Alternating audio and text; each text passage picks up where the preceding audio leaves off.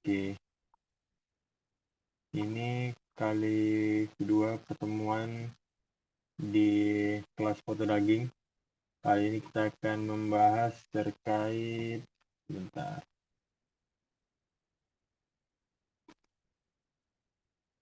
PowerPoint-nya mana ya?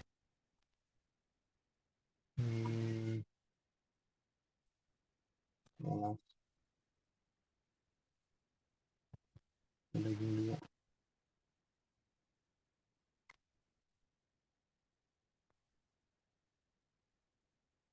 Oke, ini sudah ada 6. Kita mulai saja. Saya mau share screen materi hari ini. Nah, ini materinya, yaitu kelas foto daging. Yang kedua terkait cara motret menggunakan handphone dan juga kamera. Jadi di sini yang akan saya bahas adalah terkait bagaimana cara saya memotret menggunakan HP dan kamera, terkait beberapa hal, mungkin terkait adab memotret, terkait komposisi, terkait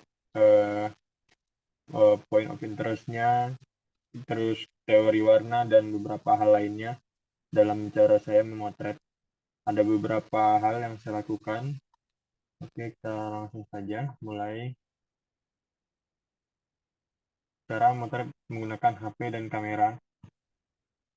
Di sini saya katakan bahwa kalau hanya sekedar memencet shutter, anak kecil pun bisa memencet shutter. Jadi apa perbedaannya antara seorang fotografer dengan yang bukan fotografer? Yaitu adalah tidak hanya sekedar memencet shutter saja. Lantas bagaimana? Ya, di sini kita akan membandingkan handphone dan kamera. Sebenarnya antara handphone dengan kamera di zaman sekarang ini bisa dibilang keduanya itu sudah sama baiknya apabila dalam kondisi tertentu, terutama untuk handphone sendiri, terutama ketika jumlah cahaya yang tersedia itu cukup. Jadi sudah bisa dibilang susah untuk membandingkan mana hasil jepretan menggunakan handphone dengan mana jepretan menggunakan kamera ketika cahayanya itu cukup. Terus apa yang sekarang membedakan antara handphone dengan kamera? Yang pertama adalah terkait ukuran sensor. Walaupun sekarang ini sudah ada kamera yang sensornya besar, yang seperti saya gambar ini ada Huawei P50. Ini sensornya 1 inci, itu sensor besar, setara dengan kamera pocket. Kalau teman-teman punya kamera pocket yang seperti RX100, terus Canon Canon berapa itu ya, yang sering dipakai untuk YouTuber, GFX50 kalau nggak salah ya, lupa saya. Terus beberapa kamera pocket lainnya itu rata-rata sensornya 1 in. Nah, ini handphone sekarang itu sudah ada yang 1 in juga sensornya. Salah satunya adalah Huawei P50. Lantas apa pengaruhnya dari ukuran sensor? Pengaruhnya adalah kemampuan si si handphone atau kamera ini menangkap jumlah cahaya yang masuk. Semakin besar uh, ukuran sensornya, maka cahaya yang masuk itu juga akan semakin banyak. Jadi kemungkinan kualitas gambar yang lebih tinggi juga akan lebih lebih bisa diandalkan ya. Oh ya, ini untuk terkait pembahasan fotonya kita akan bahas saja di akhir, karena beberapa yang mengirim di sini mungkin belum ada orangnya di sini, jadi kita share di akhir saja. Terus yang kedua adalah terkait zoom. Bedanya antara kamera dengan handphone adalah zoomnya. Kalau handphone itu menggunakan zoom digital, sementara untuk kamera sendiri itu menggunakan zoom optik. Apa itu? Kalau misalkan di kamera, lensanya itu ada yang bisa di zoom, itu namanya lensa zoom. Itu zoomnya zoom optik, jadi kaca-kaca yang di dalam kamera itu. Sementara untuk zoom digital itu adalah sebuah proses dalam handphonenya, jadi bukannya lensanya yang bermain, sehingga kualitas zoomnya berbeda. Lantas apa efeknya? Efeknya adalah untuk zoom menggunakan optik itu gambar yang dihasilkan biasanya lebih baik dibandingkan dia menggunakan zoom digital. Selain itu, saya rasa keduanya sudah hampir mirip, jadi tidak ada perbedaan antara kamera dengan handphone lain yang saya sebutkan tadi. Selanjutnya, eh, beberapa hal yang harus dihindari untuk mendapatkan hasil terbaik. Yang pertama adalah, itu kita jangan lupa untuk membersihkan lensa handphone sebelum memotret. Jadi apabila teman-teman memotret, menggunakan handphone, terus itu biasanya sering dipakai seperti gambar ini, orang menelpon gini, itu ketika dia nanti selesai menelpon, itu langsung apalagi kamera yang selfie, biasanya lengket di sininya nih, itu kotoran-kotorannya lengket, atau di belakang kameranya juga lengket kotorannya, jadi itu dibersihin dulu, bisa dilap misalnya pakai tisu, atau kalau saya sendiri sih pakai baju aja, saya pakai baju, saya lap aja, misalkan di ini saya lap, saya bersihin, setelah saya bersihin baru saya potret, itu hasilnya berbeda. Coba aja ya teman-teman, cobain memotret menggunakan handphone ketika sebelum dibersihkan lensanya dengan setelah dibersihkan lensanya, hasilnya akan berbeda. Pasti hasil foto dari uh, kamera ponsel yang sudah dibersihkan itu jauh lebih baik dibandingkan dengan hasil ketika kita memotret tapi lensanya ini belum dibersihin. Coba dicoba sendiri aja di rumah sekarang, pasti hasilnya beda.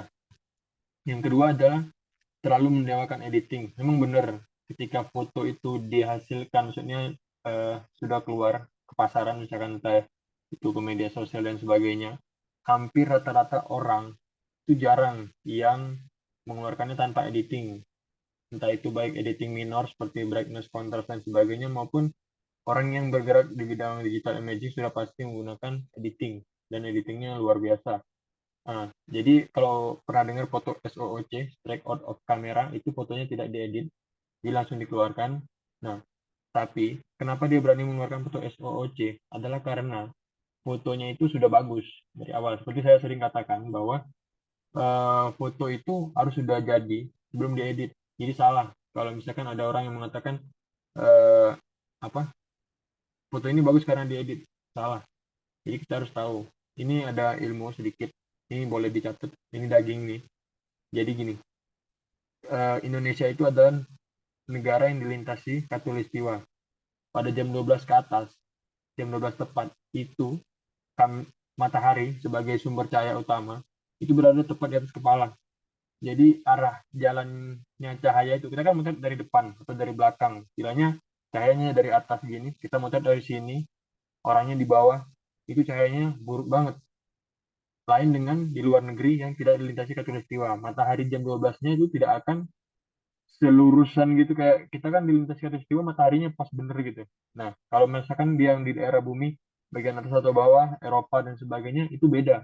Makanya di sana biasanya fotonya tuh lebih keren-keren. Bahkan saya yakin kalau misalnya fotografer yang jago juga, yang memang profesional, yang udah terkenal sekalipun, ini saya ngomong bener dari pernah saya pelajari dari orang yang pernah menjadi guide-nya si, saya lupa namanya, fotografer fotografer terkenal, Magnum fotografer Magnum datang ke Indonesia, itu hasil fotonya bingung dia katanya karena jamnya itu nggak pas. Jadi untuk mengambil foto itu yang tepat adalah untuk pagi hari dari jam 7 atau jam 6 lewat jam 7 matahari naik sampai jam 9 saja pagi. Sementara untuk sore itu mulai dari jam 3 sore sampai jam 5 atau jam 6. Itu ketika saat itu matahari sudah condong ke kiri atau ke kanan. Jadi kita motret dari sini, misalkan kita motret dari sini, mataharinya sudah di sini, orangnya di sini. Jadi cahaya yang dihasilkan tuh mungkin ada side light gitu atau dari samping, bukan dari atas. Jadi ketika Anda motret, Anda harus tahu jam untuk di Indonesia. Terus apa yang kedua? Langitnya ketika foto outdoor. Foto langit outdoor. Kalau misalkan untuk lomba foto, saya sudah sering katakan, apabila langitnya tidak biru, maka sudah bisa dipastikan itu biasanya udah KO dari awal fotonya. Sudah dibuang sama jurinya. Jadi langitnya biru. Jadi ketika langitnya cerah, motretlah di luar. Bahkan itu tidak perlu diedit juga sudah pasti bagus. Jadi jangan terlalu mendewakan editing. Terus yang ketiga, apa yang harus dihindari untuk menghasilkan foto terbaik adalah memotret dengan memejamkan tidak memotret dengan memejamkan sebelah mata. Ini salah ya. Jadi maksudnya seperti ini, ketika kita motret menggunakan kamera, itu kalau saya pribadi, mata yang saya gunakan adalah mata kiri, namun mata sebelah kanan tidak ditutup. Kalau misalkan Anda motret dengan seperti ini, kita motret gini nih, matanya sebelah ditutup. Percaya sama saya, itu motret sekitar satu kali kita motret misalkan ada 100 foto, itu matanya setelah kita motret, itu bakal pinceng ya namanya. Gimana ya? Kayak kedut-kedutan. Itu pasti akan Anda alami ketika ada memotret. Ini untuk kasusnya memotret dengan viewfinder ya. Kalau misalkan pakai mirrorless kan ya putar-putar gini aja.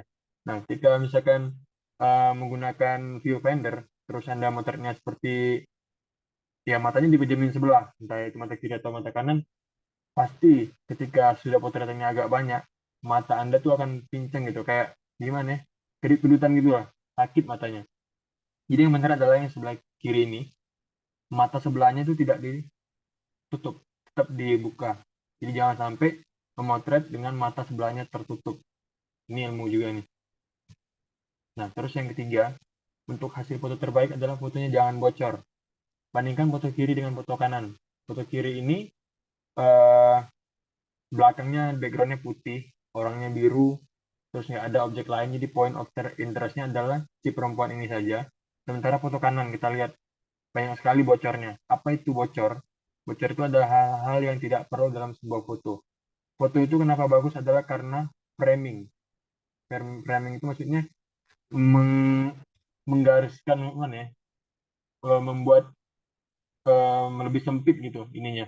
Jadi kalau zaman dulu ada fotografer, saya lupa namanya, profesor siapa ya, dia profesor fotografi, dia itu orang lama di fotografi, jadi dia tuh sering seperti ini tangannya ketika sebelum motret, atau dia ya seperti ini, dia mencoba untuk memframingnya, jadi dia bakal melihat dengan tangannya dulu seperti apa kira-kira hasil fotonya, baru dia akan memotret.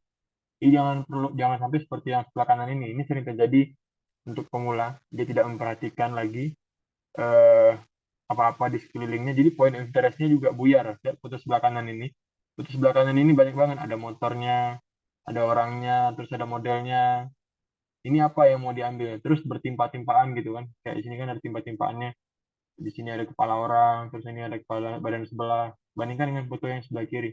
Padahal ini diambil dalam waktu yang sama, jam yang sama, terus orangnya juga sama, tempatnya sama, hanya saja sebelah kiri itu di framing, tidak dimasukkan semuanya. Pasti lebih foto yang sebelah kiri itu lebih keren. Ini yang sering kejadian sama teman-teman semua, kurang prepare terkait foto itu sendiri. Foto itu ada namanya point of interest. Apa itu point of interest? Point of interest itu adalah apa yang ingin dijual dari sebuah foto itu. Jika yang kita lihat contoh sini, ini adalah foto model, yang modelnya yang mau dijual, entah itu topinya, kan, entah itu bajunya, tergantung dari fotografernya sendiri apa yang mau dijual. Tapi usahakan foto itu rapi. Jadi point of interestnya yang kita mau tonjolkan itu benar-benar ketika orang lihat sebuah foto itu, oh ini foto seorang model. Kalau foto sebelah kanan ini bingung, apa gitu? Kita mau ceritakan apa? Apakah orang yang sedang difoto di pelabuhan? Apakah anak kecil yang jongkok, apakah itu ada motor, bingung. Jadi itu dikatakan fotonya bocor. Jadi untuk mendapatkan hasil yang terbaik adalah hindari foto yang bocor. Teman-teman silakan kalau ada yang mau bertanya atau misalkan kecepatan langsung aja, bisa di chatting atau aktifkan kameranya, tanya ke saya, nggak apa-apa. Nah, ini point of interest.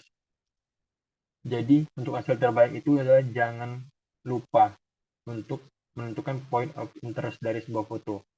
Lihat foto sebelah kiri, ada seorang ibu-ibu menggunakan baju pink. Terus sebelah kanan itu ada sayur-sayuran, hijau semuanya, hijau aja. Nah, di sini kita bisa lihat point of interestnya adalah ibu-ibu, kalau yang sebelah kiri ya, itu adalah ibu-ibu yang menggunakan baju pink ini. Jadi di sini kita akan apa, menjualnya atau istilahnya menunjukkan adalah seorang ibu. Ibu, kalau saya pribadi sih ini saya ingin menceritakan bahwa ada sebuah kebun sayur yang sudah mulai tergusur dengan perumahan-perumahan yang ada. Saya lihat ekspresi ibunya ini nggak bisa di zoom. Kalau dia di zoom, sebenarnya ibu ini seperti marah, diem gitu, datar aja flat mukanya, memegang sayurnya yang sudah terbalik. Terus ada sebagiannya sudah habis, memang belum panen. Yang sebelah kirinya masih ada. Yang sebelah kanan ini kayaknya belum panen atau sudah panen. Yang sebelah kirinya masih ada. Terus saya tempatkan dia benar-benar di tengah. Walaupun kita akan belajar komposisi juga di sini nanti, tapi di sini saya tempatkan di tengah-tengah. Nggak tahu kenapa waktu itu saya pengen aja, karena saya melihat ini sebuah hal yang cukup kontras ya antara hijau sama pink agak kemerahan-merahan gini. Terus lihat sebelah kanan, tidak ada point of interest dari foto tersebut. Foto tersebut hanyalah sebuah pictorial. Apa itu pictorial? Adalah foto yang menonjolkan keindahan saja. Ini di tempat yang sama, tapi beda sayurnya. Kalau sebelah kiri ini sayurnya kangkung, yang sebelah kanan ini sayurnya apa ini? Pokcoy ya. Nah, jadi saya mengambilnya di Satko ini. Saya izin ke kebun sayur, eh, motret di sana. Terus yang sebelah kanan ini foto yang seperti ini cocok untuk dijual saja untuk stok. Untuk stok di Shutterstock, saya juga jualan foto di sana di Shutterstock. Nah, untuk yang sebelah kiri ini, ya ini fotonya lebih bagus. Dia menonjolkan apa yang diceritakan dari sebuah foto itu ada atau ada point of interestnya. Jadi dalam foto itu jangan lupa point of interestnya. Itu untuk fotografi eh, human interest ya, atau yang ada orangnya gitu loh. Lanjut. Nah, ini eh, hindari hal ini untuk mendapatkan foto terbaik, yaitu adalah tidak belajar terkait komposisi foto. Jadi, kalau Bapak Ibu tahu, foto itu sebenarnya semakin sederhana, sebuah foto itu semakin bagus, kalau saya pribadi mengatakan. Jadi ada komposisi dalam sebuah foto itu. Ada sebenarnya itu ada banyak nama-nama komposisi ya.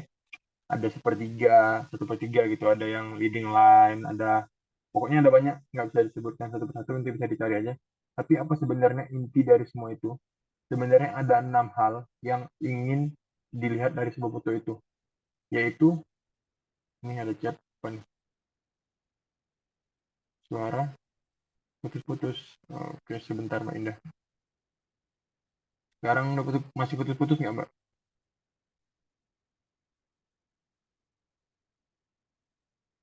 Cek cek. Halo. Ya kadang putus, kadang-kadang jelas gitu. Oh, sebentar Mbak. Ini Heeh. kayaknya ininya deh Mbak. Ntar aku stop share dulu. Wifi-nya. Wifi-nya jelek nih.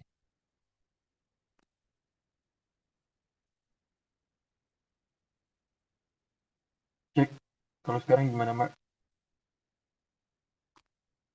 Halo. Kalau sekarang sih bagus deh, cuman pas pada saat Rahmat ngomong tuh nah suka ada nanti putus. Ngomong aja terus Eh, nanti paling oh gitu. Sekarang iya, udah bagus Mbak? udah bagus kayaknya. Oke kayaknya. Ya. Soalnya aku udah ganti ini nih. Ntar ngomong aja Mbak. Kita lanjut aja gimana ya. Heeh. Ini aku sebenarnya lebih senang kalau orangnya yang memang benar serius gini nggak apa. Aku tadi dari awal juga ngomong dua tiga orangnya cukup. Tapi aku semakin senang nanti aku bagiin daging-daging yang ngomong banyak kalau ada yang orang yang serius. Tenang, nanti sesi ketiga kita belajar tentang editing. Oke, ini tadi selanjutnya sampai di sini. Jadi sebenarnya foto yang bagus itu adalah komposisinya. Komposisinya itu sebenarnya terbentuk dari beberapa hal. Ada garis, bentuk, ada tekstur, ada warna, ada pola, sama ada gelap terang. Jadi komposisi yang banyak itu, yang misalkan seperti kata orang satu per tiga, leading line, terus ada simetris dan sebagainya, itu semua sebenarnya membentuk apa? Dibentuk dari beberapa hal tersebut. Pertama adalah garis, adalah garis. Seperti kita lihat foto ini adalah foto rel kereta api. Saya melihat garis-garis. Jadi sebenarnya mata manusia itu senang dengan hal-hal yang berbau bagaimana ya, yang jelas-jelas aja gitu, jadi nggak berantakan. Kita tuh nggak suka sebenarnya dengan yang berantakan. eh Seperti kita pergi ke rumah orang, ada rumahnya berantakan sama rumahnya rapi banget, bersih, pokoknya indah, kita pasti seneng. Kita tuh seneng dengan keindahan, itu sudah naluri alami manusia. Nah begitu juga foto. Jadi foto itu nggak usah istilahnya kita misalkan pengen gini nih, motret ada orang model, kita motret model. Terus kita pengen menjual, yang kita jual ini kacamata. Mungkin kalau kita hanya menjual kacamata, kita bisa menunjukkan bagian wajahnya saja atau detail-detail kacamata dekat, dekat matanya saja. Jadi nggak usah semua dijual. Jadi kita tuh harus pengen tahu dulu kita pengen menjual apa nih dalam foto ini. Ya udah itu aja yang dijual. Terus untuk mendapatkan ide, ini daging juga nih, dicatat. Jadi untuk mendapatkan ide, kalau saya pribadi lah menggunakan Pinterest. Bisa menggunakan Pinterest atau Google. Jadi misalnya gini, kita pengen motret nih. Motretnya, kita katakanlah sebuah produk. Kita pengen motret sebuah produk. Apa gitu, kayak terserah. Nanti kita tinggal cari aja di Pinterest. Misalkan, sample of foto produk gitu, bahasa Inggris dia. Atau kita pengen motret nih, pengen jadi model gitu, mau dipotret orang.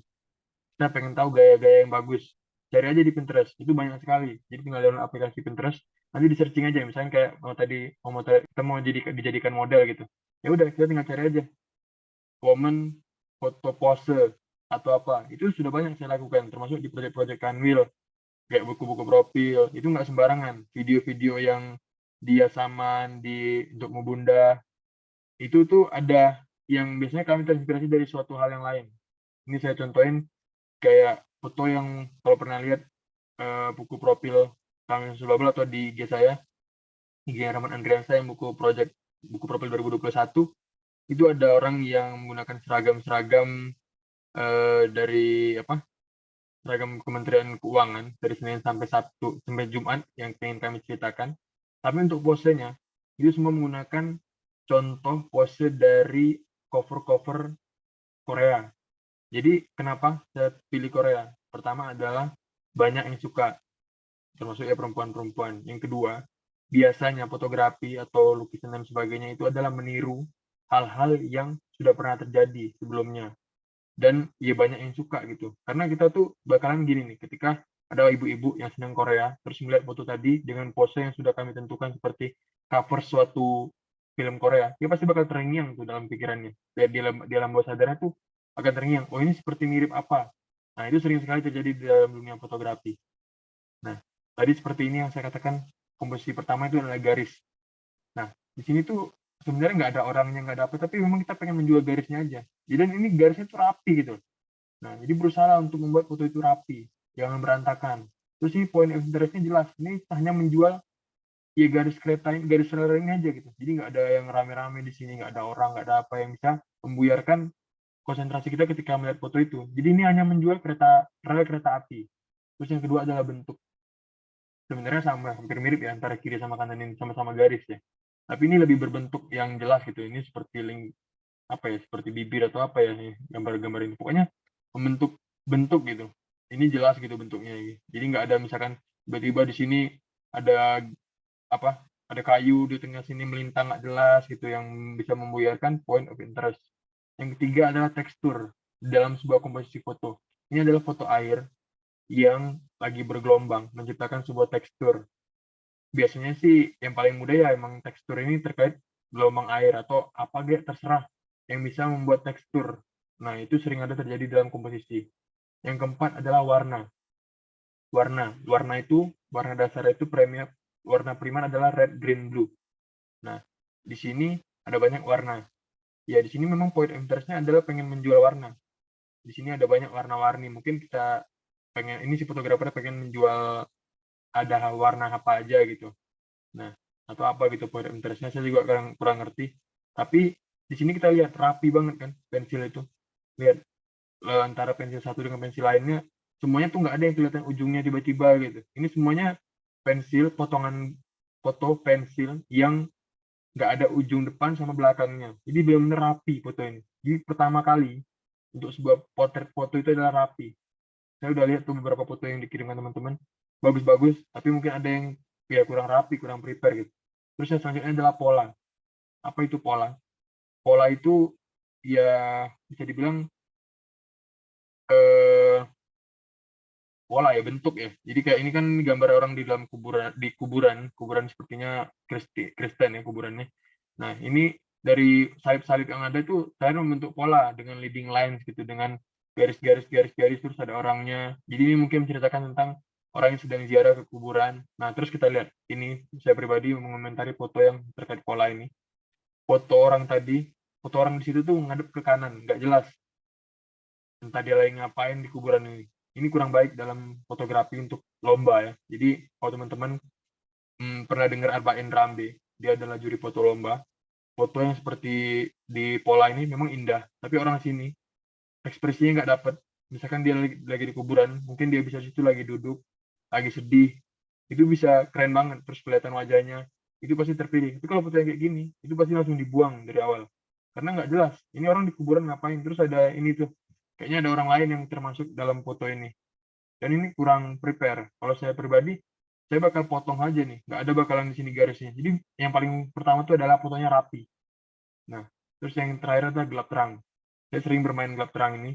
Gelap terang ini tuh biasanya akibat dari kontras cahaya, terkait ada cahaya keras misalkan lampu atau matahari, terus sisanya terhalang karena sesuatu hal. Seperti ini ada jendela yang tutup terus dibuka sedikit sehingga cahayanya masuk, sehingga hanya munculkan matanya saja. Nah, mungkin tadi di pertemuan sebelum itu ada yang bertanya terkait apa namanya, jika motret sebuah lampu, kita motret sebuah lampu, terus bisa fotonya itu katanya pengen melihatkan sesuatu aja, misalkan lampunya doang atau seluruh bagiannya. Nah, itu kan nggak mungkin. Kalau misalkan kita pengen melihatkan dindingnya, bakalan over. Terus ngeliatin lampunya, nanti yang lainnya gelap. Nah, seperti itulah kurang lebih. Jadi, untuk mengukur cahaya ini, exposure-nya, kita hanya menetapkan pada matanya saja agar tidak over, sehingga yang lainnya gelap. Jadi gelap terang ini terbentuk karena kontras yang tinggi antara satu yang dicahayai dengan yang tidak dicahayai. Ini juga tersering masuk dalam komposisi sebuah foto. Kalau pernah lihat di IG Stencil Bubble, yang terakhir Bu Nia lagi bawa materi Text Goes to School, Text Goes to Campus di Poltekpar Palembang. Ada foto dia sedang depan layar besar, layar monitor gede gitu. Terus foto itu tuh memang aku sengaja ngukur meteringnya itu atau exposure-nya adalah di ininya apa, di monitornya, jadi tidak over monitornya, tapi bunyinya jadi gelap. Nah, tapi aku sengaja, aku pengen melihatkan bahwa ada seseorang yang sedang ngomong di depan monitor, tapi aku hanya melihatkan tekstur Bu Nianya saja. Jadi sehingga walaupun orang nggak melihat wajahnya Bu Nia karena itu gelap, tapi orang bisa tahu, oh ini Bu Nia. Nah, terus biar orang tahu lagi menjelaskan apa, sengaja aku ukur di over di apa, exposure-nya aku ngukur di belakang di monitornya. Jadi di situ untuk main gelap terang. Jadi diulang lagi, komposisi foto itu ada banyak, cuman pembentuknya ada 6. Garis, bentuk, tekstur, warna, pola, dan gelap terang. Nanti kita akan belajar tentang color wheel. Kalau ada yang mau ditanyain, silakan open mic aja, atau mau di chat juga nggak apa-apa. Lanjut. Ini nggak mau dia, bos. Suaraku nggak putus-putus ya, guys. Nah, ini ada beberapa foto saya menggunakan komposisi foto yang sering kita dengar. Pertama adalah roll of third.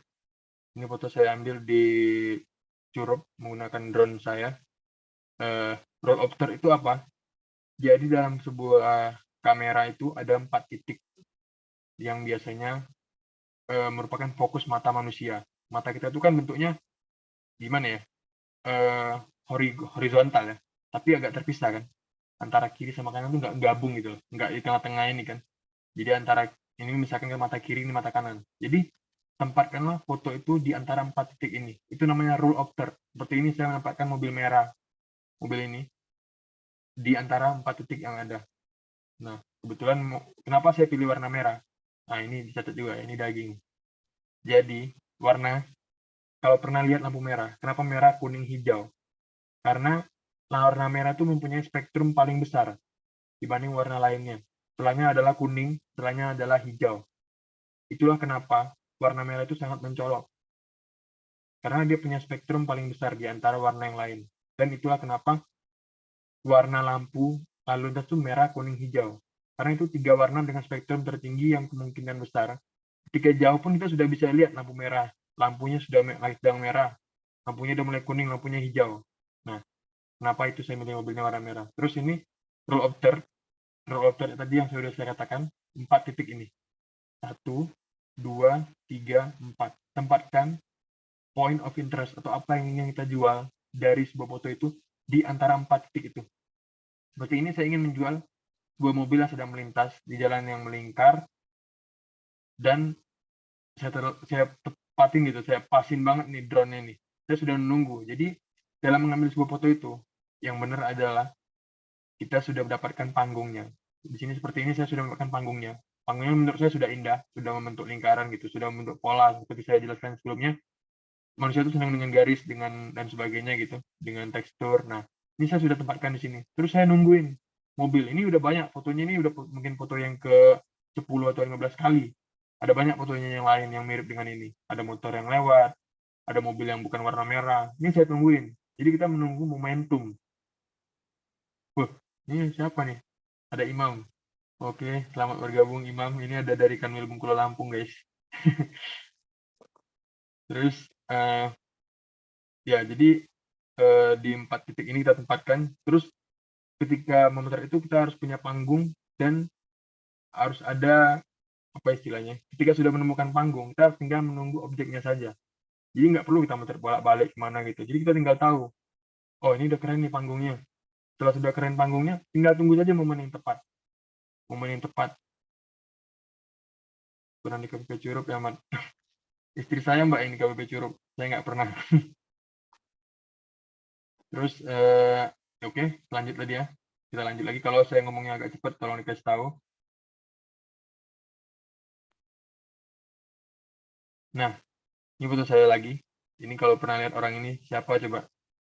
Coba saya pengen ini deh, interaksi deh. Ini orang masih dengerin saya apa enggak? Ini siapa? Coba ngomong lah, siapa kek? Orang yang dalam foto ini siapa, guys? Ada yang tahu? Guys, Pak Imam, Pak Imam. bukan Pak Imam, Mbak. Ini adalah Pak Joy. Pak Joy. Ini Pak Joy ketika perpisahan Pak Joy. Ketika itu saya mengambil tema foto pesta. Fotonya semuanya ada motion.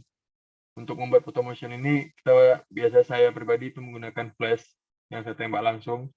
Terus itu kecepatannya sekitar 1/30 sampai 1/15 atau 1/10 detik. Dengan ISO menyesuaikan. Yang penting saya bisa dapat motionnya gitu. Jadi ini kalau pernah lihat foto orang di diskotik yang sering ditaruh di IG, ada yang gerak-gerak gitu, yang goyang-goyang untuk menunjukkan sebuah keceriaan atau ya pergerakan, itu diambil dengan menggunakan teknik yang saya gunakan ini. Dia menggunakan flash, biasanya ditembak langsung flashnya, terus itu menggunakan kecepatan yang rendah, yang mungkin 1/30, 1/15 menyesuaikan saja. Nah, kalau untuk yang ini cara mengambilnya adalah, nah ini daging juga nih. Ini jadi karena ini judulnya foto daging, jadi memang banyak daging yang saya bagikan. Semoga bisa jadi ilmu yang bermanfaat, guys. Ini adalah cara mengambilnya adalah menggunakan lensa zoom. Jika mau thread, sambil di zoom, set, terus potret, set gitu. Nanti bakal seperti ini. Jadi dia bakal fokus ke tengah, terus ini membentuk garis-garis. Ada foto satu yang paling indah, yang sering menang di tingkat nasional maupun internasional adalah foto Candi Prambanan yang diambil dari tebing apa ya namanya? Lupa. Ini si Imam lagi di Jogja nih. Siapa tahu nanti dia mau ke sana. Jadi foto itu sering menang. Diambil dari tebing, bentar saya lupa namanya. Pokoknya diambil dari tebing itu. Prambanan itu tepat di tengah kota. Ketika dia di zooming, namanya tekniknya ini zooming, itu keren banget. Jadi Prambanan itu di tengah, sama kayak foto ini. Terus kiri kanannya itu membentuk seperti garis-garis ini. Nah, ini nama komposisinya adalah leading line. Jadi adalah garis petunjuk. Secara tidak langsung, mata kita itu akan tertuju pada bagian tengah foto ini. Karena ada leading line di sini. Ada garis petunjuk, seperti garis-garis merah ini. Ini salah satu komposisi foto yang sering juga orang buat. Selanjutnya adalah similarity. Similarity, seperti namanya, adalah persamaan. Di sini, dalam foto ini, kebetulan ini, ada yang tahu nggak ini di mana fotonya? Guys, halo, mana nih yang lain? Kayaknya nggak tidur ya, Pak ya? Halo? Parkiran, Kak. Iya benar, parkiran mana? Parkiran mana, guys? Ini parkiran Ilir Timur. Parkiran Palembang Ilir Timur. Nah, di sini iya benar. Nama parkiran GKN ya, ini si Ian Rian Sasmika dari Pangkalan Balai. Nah, jadi di sini kebetulan ketika saya mau lewat gitu ya. Jadi kalau orang fotografer, dia punya insting, dia sudah tahu. Wah, ini keren nih. Ini bagus nih. Jadi ada beberapa ini termasuk similarity ini komposisi yang biasa diciptakan oleh street photographer. Oh ya, ini mohon maaf kalau saya mau apa ngobrol tuh sambil saya apa yang ingat saya omongin gitu ya. Ini daging juga. Kalau ya bedanya foto street sama foto human interest itu adalah ketika eh, ketika kita motret, kalau human interest tuh ada maknanya gitu, ada ceritanya. Tapi kalau street, ketika fotonya itu tidak ada ceritanya, tidak ada maksud apa-apa, itu namanya street, foto street. Foto street itu biasanya juxtaposisi. Juxtaposisi itu adalah menggambarkan suatu yang bagus banget sama yang jelek banget. Misalnya ada rumah mewah sebelahnya rumah butut. Itu juxta. Similarity seperti ini. Ada mobil warna merah 3 biji, satpamnya 2 baju putih, ada kornya 4 biji, semuanya warnanya sama. Itu similarity, persamaan. Itu beberapa street. Jadi beda street sama human interest itu adalah ketika ada cerita dalam foto itu namanya human interest.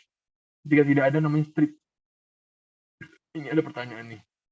Kak, izin tanya, kualitas foto saat awal beli HP kenapa lebih bagus daripada kualitas foto yang udah dibeli 2 tahun atau cuma perasaan aja ya? Bener nih Mbak Dinda nih.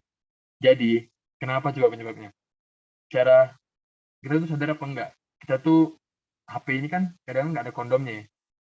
Basing ya, apalagi kalau katanya Sultan tuh nggak boleh pakai casing ya. Kayak Raffi Ahmad itu yang biasa gitu aja. Kan ini sering tergesek ya. Gesek gimana gitu. Entah di lantai, entah di meja. Lama-lama tuh kan nih, tegores nih ininya nih. Lensanya itu udah tegores-tegores semua nggak jelas. Jadi walaupun kita lap gitu ya, kita sebelum motor tadi kan saya sudah bilang harus dilap dulu nih, dirapiin, dibersihin gitu. Tetap hasilnya bakal nggak oke. Karena apa? Karena udah lecet semua. Atau misalkan udah jamuran dan sebagainya. Saran saya kalau punya handphone untuk jaga kameranya, belikan tuh kondom. Ini saya tuh termasuk kurang ini ya, karena ini HP-nya juga nggak ini, bukan HP yang wow. Jadi ya biasa aja gitu. Tapi kalau yang orang bener-bener kayak misalkan iPhone dan sebagainya, biar aja dibilangin orang kuno atau gimana gitu. iPhone-nya nggak kelihatan, terus ketutup terus. Tapi percayalah, HP-nya pertama lebih awet. Yang kedua, kualitas dari fotonya pasti bakalan bagus terus, karena fotonya nggak lecet. Saya terus terang aja tuh, eh, saya tuh kalau untuk urusan kamera, lensa, kamera saya, terserah saya mau dibilang pelit apa gimana sama yang lain teman-teman di humas, tapi saya nggak sembarangan mau ngasih pinjam. Bukan apa-apa, kalau rusak kita mau ngomong apa sama teman gak enak. Tapi kalau saya pribadi saya memperlakukan kamera saya, terutama lensa, itu udah kayak ngurus anak bayi kali. Saya baru pulang dari kantor, habis saya bawa ke kantor tuh saya bersihin. Di kantor saya semprot-semprotin pakai ada alatnya pembersihnya. Terus lensa itu benar-benar terjaga nggak lecet, lensanya saya tutup terus. Untuk gantinya tuh saya nggak pernah ganti di dekat pinggir laut. Nah ini ilmu juga nih, catat ya. Kalau di laut jangan sekali-sekali misalnya di pantai gitu yang anginnya kan banyak pasir nggak jelas ya, banyak angin kenceng, jangan sekali-sekali menukar lensa. Terserah mau gimana, misalkan nggak ada lagi, nggak ada pasir kok, lagi anginnya nggak kenceng kok, biasanya namanya air laut kan air asin ya, kita kan nggak tahu angin kenceng, kadang ada juga arus yang terbawa di air, ada embun-embun dan sebagainya. Itu kamera habis dari bawa ke laut, hasilnya tuh nggak lama tuh aduh nggak bagus deh. Jadi kalau di laut nggak usah tukar-tukar lensa, biarin aja, bawa aja lensa itu. Lensa apa yang terbaik untuk orang-orang yang motret, istilahnya satu punya lensa tuh bisa pakai banyak, adalah lensa yang agak wide, lensa 28, lensa 35 gitu. Jadi ketika kita pengen motret yang dekat kita maju aja. Tapi kalau lensanya tele misalnya lensa 85, lensa 70-200 yang panjang gitu, kan nggak mau kita harus mundur. Jadi ya mending kita maju aja daripada kita mundur. Jadi kalau bawa ke laut, atau saya pun yang saya tuh sebenarnya hobinya street, fotonya foto-foto street, foto-foto yang nggak ada artinya gitu ya. Nah itu saya menggunakan lensa 28 gitu, 20, 35, dan lensa yang wide gitu. Yang saya bisa deket interaksi dengan orang yang saya mau trap. Dulu saya pernah dengar tuh ada orang yang ngomong kalau misalkan fotografer street tuh lensanya panjang-panjang biar nggak ketahuan orang. Nggak mungkin. Jadi foto itu harus kalau kita ke lapangan gitu, ke pasar dan sebagainya ya harus kita itu interaksi dulu sama orang. Ngobrol dulu, baru motret. Jadi jangan sembarangan. Tapi bisa juga sih kita kalau misalkan nggak terlalu dekat dengan orangnya. Kalau Arba'in Rabe ini dari Arba'in Rabe mengatakan bahwa 5 meter jarak dari kita dengan orang yang difoto paling dekat itu masih bisa kita potret tanpa izin. Tapi kalau udah deket banget, dia merasa terganggu, kita izin. Tapi kalau dia nggak terganggu, ya lanjut aja terus. Nanti ada saya kasih saran gimana. Oke, tadi ini udah tahu ya. Ini komposisi similarity. Jadi ketika Anda menemukan hal yang mirip-mirip di jalan gitu, terus wah keren nih kayaknya nih. terus nggak bocor nih, kan di sini kan nggak bocor nih, yang kirinya ada coklat hitam gini, yang kanannya ada coklat hitam juga membentuk garis gitu, lapangannya sama-sama hijau semua, ini ada merah, mobil 3 mobil walaupun beda merek tapi warnanya hampir sama, satpamnya pakai baju sama-sama putih walaupun orang yang ini sama yang ini beda orangnya, jadi itu namanya similarity. Ketika Anda menemukan ini, potret lah, pasti keren. Lanjut, ini adalah simetris. Sesuai namanya simetris, jadi sama antara kiri dan kanan. Sorry guys, pegal. Oke, sama kiri dengan kanan atau atas dengan bawah, simetris. Ini foto saya ambil di Art Job di Jogja tahun 2016 kalau nggak salah ya, terakhir sebelum COVID. Itu ada pameran. Kebetulan saya karena, oh ya ini juga nih, ini daging juga, catat untuk mendapatkan foto yang bagus. Foto kita tuh biar naik kelas gitu, biar wah keren nih. Caranya adalah sering-sering melihat foto orang lain yang bagus menurut kita. Nggak apa-apa, kita bisa niru mereka atau dan sebagainya. Tapi biasanya memang saya sudah katakan seperti tadi, manusia itu senang dengan keindahan, yang rapi, indah, rapi, bagus, bersih. Manusia itu senang dengan gitu. Jadi tuangkan itu di foto kita. Mungkin yang di sini foto ini tuh nggak rapi-rapi banget ya. Di sini orangnya 3, ada anak kecil di tengah sini. Terus yang di sini rame banget. Tapi karena ini warnanya kontras ya, putih sama hitam. Jadi orang-orang yang nggak kelihatan yang rame di sini tuh nggak terlalu menjual, nggak terlalu terjual. Jadi lebih menjual ke simetrisnya antara ruangan kiri sama ruangan kanan. Terus saya tertarik banget dengan ada anak kecil di sini. Jadi saya sudah melihat tuh, seperti saya katakan tadi, motret itu yang benar tuh adalah kita sudah menemukan panggungnya. Tadi saya sudah menemukan panggungnya. Wah, saya lihat ini keren nih. Ruangan kiri sama kanannya keren nih. Ya udah, kita sudah menemukan panggungnya. Kita tinggal nunggu momen saat kapan yang tepat. Karena ini tuh sebenarnya udah jalan keliling-keliling, muter-muter. Saya nggak tampilin foto-fotonya lainnya. Tapi sebenarnya dia ini udah muter-muter. Terakhir dia kayaknya capek. Terus dia agak nyender di sini nih. Ini orang tuanya yang lagi ngeliat lukisan. Nah, ketika momen itu dapet, saya langsung potret. Saya langsung potret aja, saya jepret, langsung dapet. Itulah kenapa saya sering katakan, tidak usah pakai manual-manual, auto saja. Auto, kenapa kamera itu mahal? Karena kamera itu sudah diciptakan autonya bagus gitu. Jadi itulah penyebab kenapa kamera itu mahal. Jadi Anda tidak perlu pusing-pusing memikirkan bagaimana settingan yang tepat. Tapi ada lagi hal yang lebih penting, yaitu memikirkan bagaimana mendapatkan foto itu yang bagus. Angle-nya, komposisinya, dan sebagainya. Itu yang perlu dipikirkan, karena itu tidak bisa diedit. Misalkan fotonya kegelapan, karena kita ngambil fotonya nggak pakai RAW. Karena kita ngambil fotonya ya auto yang seperti yang saya katakan tadi. Gampang, pakai aja RAW. Pakai RAW itu naik turun 3 stop aman. Saya naik turun 3 stop tuh aman. Apa tuh 3 stop? Jadi misalkan speed kamera itu 1/100, 1/50, 1/25 gitu turunnya gitu ya. Turun dari kelipatannya 100, 50, 25. 3 turunan itu 1 stop. Jadi misalkan 1/100, turun 1 stop. Turun 1 stop itu berarti 1/25 atau 1/20. Misalkan 1/100, naik 1 stop. Berarti 1/100, 1/200, 1/400. Berarti 1/400 itu adalah naik 1 stop. Jadi gampang saja, nggak usah ngambil pakai manual, ambil saja pakai auto.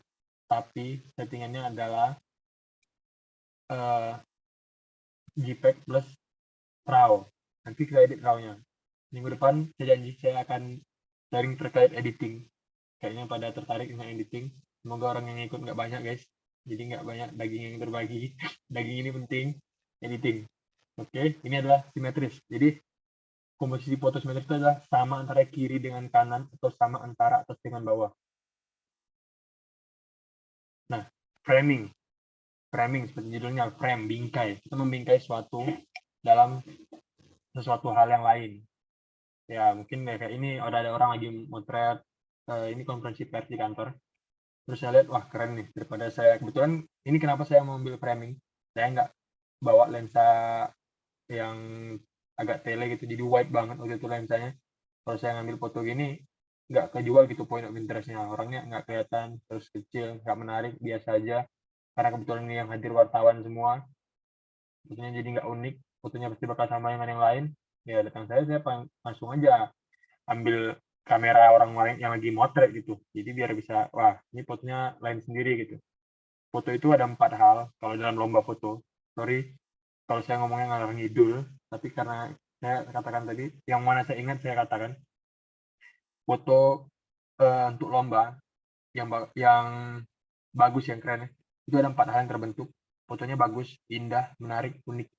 Apa itu foto bagus? Sesuai dengan temanya.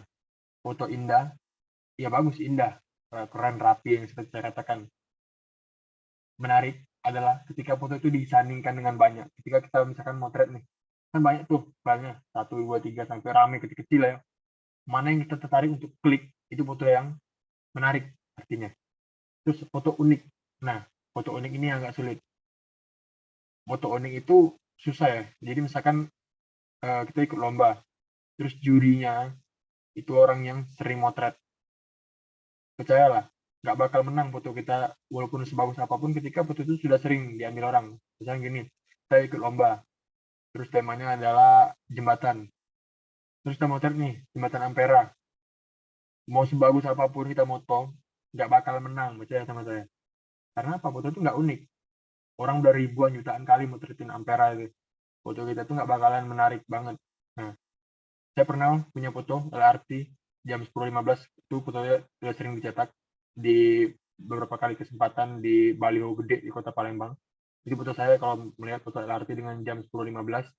Nah, foto itu kenapa, walaupun itu foto Ampera ya, ada Amperanya. Kenapa foto itu bisa menang? Karena apa? Waktu itu ada LRT. Saya ngambil foto itu tepat 10 hari atau 8 hari setelah LRT beroperasi, dan foto itu sudah saya rencanakan dari awal.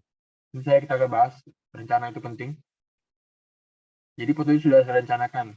Saya pengen menjual LRT Palembang. Apa ikon Palembang? Ikonnya ada Ampera.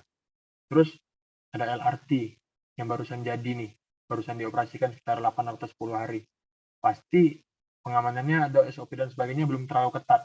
Nah, datang saya benar-benar datang ke sana, pakai lensa 50 mili sebiji, saya langsung naik ke atas, mereka masih kalang kabut kan pengamanannya, karena ramai banget. Saya masuk, langsung keluar tuh deket dari ininya, dari pintunya, apa, lorong itu kan kalau kita motret dalam yang saya bilang cahaya yang berbeda gitu, kayak di bawah atap stasiunnya kan gelap, terus dari luar kan terang banget, kan pasti kontrasnya jauh. Nah, saya maju sampai keluar, saya motret dari situ. Makanya foto itu bisa jadi unik, karena ya nggak mudah ngambilnya, karena angle-nya itu susah. Kalau editing tuh nggak bisa, namanya ngedit angle, susah. Kalau misalkan ngedit warna itu gampang, semua orang bisa. Makanya saya bilang jangan terlalu mendewakan editing, tapi adalah mengambil foto itu di saat yang tepat. Oke, ada pertanyaan nggak ya? Lihat dong fotonya. Oke, sebentar Mbak ya, saya kasih lihat nih. Buat Mbak Indah ini apa yang tinggal, apa yang enggak coba. Ntar ya Mbak.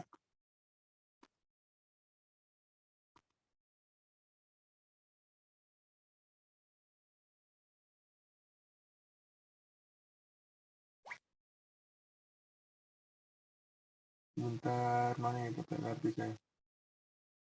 Hmm, itu Mbak. Teman-teman kalau ada yang mau bertanya, silakan. Jangan saya ngomong sendiri terus. Bisa sharing. Nah, ini fotonya. Bentar saya share screen. Nah, kelihatan nggak fotonya Mbak Indah? Halo. Ya, kelihatan. Nah, ini foto saya, foto LRT, mungkin pernah lihat yang dipakai sama Haji Nasir Umar, sekdanya provinsi yang sekarang jadi PLT Bupati Morenin apa ya. Nah, ini sering ada di Palembang. Nah, ini foto saya, LRT 1015. LRT itu banyak sekarang versinya, tapi foto ini yang pertama kali dulu beredar, dan foto ini sudah beberapa kali menang, termasuk di pernah juara 1 PTSMI. Saya dibawa ke Temanggung waktu itu karena foto ini juga. Karena apa? Karena foto ini sudah saya rencanakan sejak awal. Memang langitnya nggak biru. Ya, sebenarnya yang saya katakan langitnya harus biru ini. Tapi karena memang ini momentum, jadi memang foto ini kuat. Walaupun ada amperanya. Walaupun tadi saya katakan nggak bakal menang ngambil foto ampera. Tapi kan nggak ada LRT-nya. Dan waktu itu LRT-nya baru. Kalau sekarang mungkin ya udah biasa aja, nggak bakal menang orang ngambil foto LRT Palembang. Oke. Stop share, kembali lagi ke tema, ke sharing tadi, ke pembahasan kita. Mana tadi bos? Ini ya bos. Sampai mana tadi? Udah kelihatan belum slide show-nya mbak? Halo, slide show-nya udah kelihatan belum guys? Halo, oke, oke mbak Dinda. Nah, tadi udah framing ya, jadi udah tahu framing itu adalah memasukkan frame bingkai dalam bingkai yang lain, jadi menimpa gitu. Misalkan kayak ada, kita motret nih, ada orang lagi mendengarkan orang berbicara di depannya. Kita ambil sebagian dari belakang orang yang lihat orang yang di depannya. Jadi kayak seakan-akan fotonya itu terbagi dua gitu. Jadi satu dari sini ada depannya, sini kita ambil dari belakangnya gitu, sedikit aja ada slide. Jadi kelihatan ada orang yang sedang melihat orang berbicara. Itu namanya framing gitu. Ngerti lah ya saya rasa. Saya bangga ngelihat kemarin hasil teman-teman yang udah mengirimkan foto. Hasilnya keren-keren. Dan berarti saya berhasil mengajar tentang segitiga exposure. Oke, sorry guys. Mat, Lanjut. Iya, Mbak. jadi Lanjut. yang foto handphone tadi itu asli ya? Handphonenya saya pikir tadi itu filter, bukan ya? Asli, Mbak, handphonenya, Mbak. Makanya Oh, saya nggak pernah pakai filter. Di Instagram tuh juga nggak pernah saya pakai filter. Nanti kita bahas tentang editing. Nah, ini negative space. Negative space itu adalah lawan dari positive space. Dalam sebuah dunia industri visual, nggak cuma fotografi ya, desain grafis dan sebagainya, itu ada namanya positive space sama negative space. Positive space itu apa yang ditonjolkan? Seperti ini adalah gambar lilin. Terus negative space-nya adalah hitam gelap gini. Nah, ini cara settingnya adalah mengukur exposure-nya di lilinnya. Berapa sampai dapat lilinnya nggak over atau under exposure, sisanya bakalan hitam. Nah, negative space. Jadi di sini walaupun foto ini hanya gambar lilin doang, terus cuma kepalanya doang lilinnya, itu bakal kelihatan detail point of interest-nya. Jadi yang lain tuh gelap, di sini ada lilinnya. Oke, nah lanjutnya hindari ini untuk mendapatkan hasil terbaik adalah tidak explore angle yang berbeda. Jadi gini, dalam sebuah foto itu ada angle namanya. Angle itu adalah cara pengambilan kita. Di sini ada contohnya nih. Ada objek, terus ada berbagai jenis angle. Ada top angle atau bird eye. Biasanya ini gue pakai drone yang kayak seperti tadi gambar mobil dari atas tuh. Jadi bener-bener dari atas gitu, top angle. Ada high angle, ada eye level, ada low angle sama bottom angle atau yang biasa disebut frog eye, mata kodok. Nah, eye level itu biasa digunakan untuk memotret orang. Nah, ini daging nih, catat. Untuk memotret anak kecil, orangnya rendah ya, masih kecil, itu kita harus turun, merunduk sampai seukuran matanya. Itu ilmunya. Jadi jangan motret anak kecil itu dari atas ke bawah, atau dari bawah ke atas. Jadi motret orang kecil itu harus selurusan. Kenapa? Nggak tahu kenapa, pokoknya itu aja ikutin. Pokoknya motret orang itu biasanya eye level. Jadi jangan sampai terlalu tinggi atau terlalu bawah. Boleh sebenarnya, bisa terlalu tinggi atau terlalu bawah. Itu hanya untuk perspektif tertentu. Kita ngambil dari bawah, low angle yang bawah ini ya. Ketika motret orang, orangnya akan terlihat lebih besar. Biasanya kalau perempuan tuh pengen, saya pengen fotonya yang kurus mas ya, katanya. Kalau ini orangnya gendut banget, editnya pun susah gitu. Jadi jangan ngambil sekali dari orangnya gendut, itu ngambil low angle. Marah orangnya. Karena kayak raksasa kelihatannya pasti dari bawah. Kalau nggak percaya cobain aja besok-besok. Nah, jadi selanjutnya adalah high angle. Dari eye level sudah ya, tinggi mata gitu ya. Jadi kalau motret-motret model, rata-rata itu adalah tinggi mata orang, rata mata gitu. Nah, terus high angle. Ketika kita motret orang high angle, orangnya jadi kecil. Jadi kecil lah, jadi lucu, jadi pendek gitu. Biasanya kan kalau perempuan tuh sensitif ya. Pengen fotonya kelihatan tinggi gitu, kelihatan kurus gitu. Walau orangnya yang nggak tinggi nggak kurus gitu, susah kadang gitu. Tapi diomongin fotografernya nggak bisa moto nih katanya. Padahal emang orangnya aja. Kalau yang cantik mau cantik aja gitu, yang bagus bagus aja. Nah, tapi memang bisa diedit. Ada namanya Liquify. Kalau teman-teman tahu Liquify, di Photoshop itu sebenarnya sekarang udah canggih banget. Awan yang nggak biru pun bisa biru di Photoshop. Walaupun hanya untuk seri tertentu di Photoshopnya. Terus ada Liquify. Liquify ini orang yang nggak mancung jadi mancung, yang pipinya gembul jadi kurus, itu bisa pakai Liquify. Bahkan dia bisa mengenali wajah kita, jadi nggak perlu di set lagi, otomatis pakai Liquify namanya. Coba cari aja di internet, Equify Photoshop. Oke, jadi ini adalah beberapa angle, top angle, bottom angle, ada high angle, eye level, sama low angle. Angle ini biasanya berfungsi untuk membuat suatu hal yang unik. Salah satunya adalah yang unik gitu, yang nggak biasa dilihat manusia itu unik. Nah, ini adalah teori warna. Teori warna ini ditemukan oleh siapa? Newton, Pak. Nah, sebentar saya cari di Google. Siapa? Ada yang mau ditanyain, teman-teman? Halo?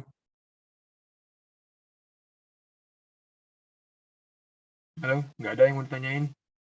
Jelas semua apa nggak jelas semua nih? Halo? Udah pada tidur kali ya? Jelas, Mas. Jelas. Gimana Jelas, Mas jelas. Adam? Jelas Mas, itu Mas, ada yang mau ditanyain Mas? Tanya aja Mas. Kayaknya kalau belum praktek agak susah tanyanya, Mas. Kalau Nah, udah praktek paling kan ada masalah. Ya. oke. Ntar Baru kapan-kapan kita ya. hunting deh Mas. Mau Ya. nggak?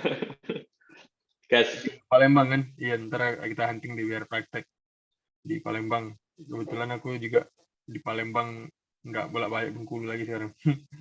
Siap. Oke. Jadi benar, yang menemukan teori warna ini adalah Sir Isaac Newton. Jadi ada 3 warna, itu warna premier, warna tersier, warna sekunder. Warna sekunder, warna tersier. Warna premier itu red, green, blue. Itu warna sekunder itu ada turunannya seperti apa ya, oranye, violet, apa ya, pokoknya ada warna lainnya. Terus sisanya itu lebih banyaknya lagi. Jadi ini membentuk, pokoknya warna dasarnya itu ini red, green, blue. 3 warna dasarnya, red, green, blue. Sisanya itu ada warna-warna lain. Nah, fungsinya apa? Seperti saya katakan tadi adalah spektrum warna. Kita stop share dulu. Terus kita pelajari terkait teori warna ini. Saya sudah menyiapkan ininya di ini. Ini sekalian promosi blognya saya kali ya. Saya ada blog namanya buayajalan.com. Di sini ada juga banyak tulisan. Silakan dibaca. Saya tuh kenapa menulis? Karena saya orangnya nggak ingetan. Jadi saya tuliskan biar ingat terus. Nah, ini kelihatan belum? Ada gambar di situs saya buayajalan.com. Mas Adam, kelihatan Mas? Kelihatan, Mas. Ya. Nah, jadi, nah ini tadi warna primer, ada red, green, blue. Ini kok warna nggak jelas nih. Terus ada warna primer, warna sekunder, terus ada warna tersier. Nah, ada beberapa teori warna yang biasa ditetapkan, yaitu pertama complementary. Complementary itu adalah lawan arahnya dari color wheel atau teori ada roda warna tadi. Biasanya saya tuh pakai Canva nih. Di Canva ini ada banyak. Ini kelihatan belum aplikasi Canva-nya, Mas Adam? Kelihatan, Mas. Nah, memang ini nggak banyak bisa digunakan di foto. Biasanya hanya foto-foto yang benar-benar di set dari awal, misalkan fotografi untuk model gitu. Jadi memang dibelikan bahannya warna ini, lawan ini gitu. Tapi kalau untuk di human interest ini kurang kepake. Banyak kepake di situ. Sama satu lagi adalah desain grafis. Yang saya pelajari, desain grafis itu yang bagus dari maksimal 3 warna. Jadi nggak rame-rame gitu. Nggak kayak spanduk partai, kadang kan nggak jelas apa yang mau dijual di spanduknya aneh. Coba perhatikan iklan-iklan yang bonafit gitu ya, iklan-iklan rokok, spanduknya gede, itu kelihatan karena sederhana, rokok doang gitu. Terus backgroundnya warna putih, LA kelas gitu gambarnya atau apa gitu. Karena memang ya dia tuh sesuai dengan apa yang dia jual, dan memang saya sudah katakan manusia tuh senang yang rapi, bersih gitu, yang indah, kelihatan itu detail-detailnya, bahkan yang dari jauh kelihatan balihonya, nggak kayak spanduk partai kadang semua dimasukin di situ, kita nggak tahu itu siapa, ngapain gitu. Nah, ini tadi pertama ada complementary namanya. Itu adalah 2 warna complementary itu. Jadi kita tinggal lihat di sini, bisa lihat di Canva ada color wheel untuk mempraktekannya. Complementary itu misalnya seperti ini. Complementary itu ada musuhnya. Pernah tahu kenapa logo DJP biru sama kuning? Jawabannya adalah komplementernya atau lawannya. Kuning itu kontrasnya atau lawannya adalah biru. Nih, tuh, kita lihat nih. Ini warna kuning sama warna biru. Terus ada warna apa lagi? Nih, warna merah. Warna merah sama warna apa nih? Kian ya, kian. Nah, terus ada lagi banyak. Pokoknya kita lihat aja nih. Ini musuhnya nih. Itu adalah komplementernya. Nah, itu komplementernya. Hijau sama ungu gitu. Biru sama kuning. Terus apa lagi? Ada namanya analogos. Itu 3 warna yang mendekatinya. Nih, tapi nah seperti ini. 3 warna yang mendekatinya. Tuh. Misalkan, nah ini ada hijau, merah, kuning yang deket-deketnya. Terus ada banyak lagi yang lainnya. Ada monokrom. Monokrom itu 2 warna yang berdekatan. Monokrom itu 1 warna. Salah saya. Nah, terus ada banyak lagi. Teori-teori warna. Triadik.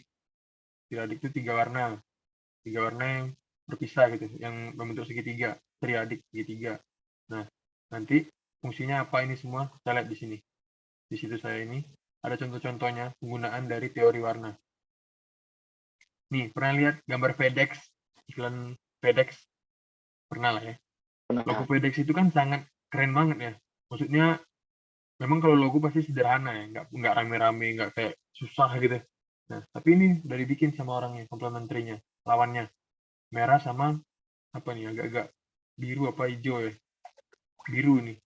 Jadi cuma 2 aja komplementernya, musuhnya. Terus ini lihat nih, hijau sama merah. Cuma 2 aja. Terus monokrom. Kalau pernah lihat logonya Animal Planet, itu warna hijau agak muda sama hijau agak tua. Nah, jadi nggak sembarangan. Terus ada analogos yang mendekati 3-nya. Seperti gambar ini. Ada warna hijau, kuning, sama agak oranye gitu. Ada yang mendekati, pokoknya 3 warna gini, analogos namanya. Terus ada logo Mastercard, ini paling terkenal, Mastercard. Ada oranye, merah, terus tengah-tengahnya ini ada percampuran merah sama oranye, logonya Mastercard. Terus ada triadik. Pernah lihat logo Burger King? Burger King itu logonya triadik, 3 warna. Ada merah, kuning, sama biru. Itu tidak dibuat masing-masing, nggak salah-salahan, tapi ada polanya yang membuatnya. Pertama di sini biru, di sini ada kuning, di sini ada merah. Ini triadik, jadi membentuk segitiga. Terus ada logo eBay, tetradik, ada 4 warna, membentuk segi 4. Nah, ini logo eBay, ada merah, biru, kuning, hijau. Itu biasanya dibentuk dari beberapa teori warna tadi. Jadi ada complementary, ada monokrom, ada analogos, ada triadik, ada tetradik, ada banyak lagi warna lainnya. Fungsinya apa? Fungsinya adalah untuk menentukan warna-warna kontrasnya atau warna-warna kombinasi yang pas gitu. Coba cari sendiri aja Mona Lisa color wheel atau Mona Lisa color theory. Itu ada pembentuk warna Mona Lisa. Dan itu kan kita sudah tahu, indah ya Mona Lisa itu lukisannya. Jadi walaupun dari zaman dulu pun sudah ditetapkan teori-teori warna ini. Ini sangat berguna dan harus diketahui oleh teman-teman kita semua. Walaupun jarang saya gunakan dalam fotografi, tapi jangan sampai membuat desain nanti atau gimana itu ngasal-ngasal aja, warnanya rame banget, nggak jelas apa point of interest-nya gitu. Oke, kembali ke tema yang awal tadi terkait apa tadi? Nih.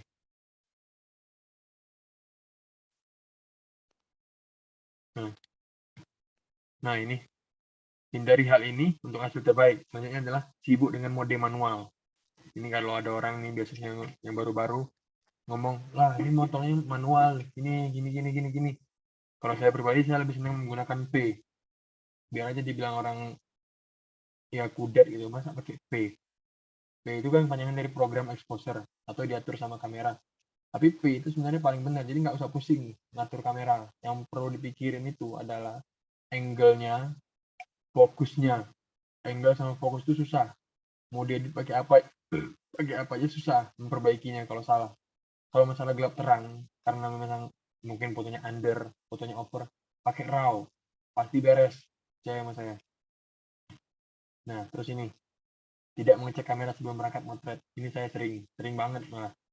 Jadi saya punya pengalaman dulu motret panti asuhan di dekat PTC, di belakang PTC, kalau tahu ada panti asuhan di sampingnya.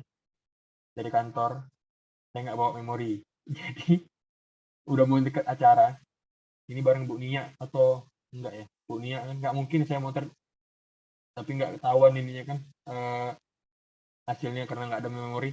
Akhirnya apa coba? Saya turun dari mobil dinas, suruh orang supirnya berhenti sebentar di samping nunggu. Saya lari-lari masuk ke PTC, beli memory card sebiji, terus keluar lagi.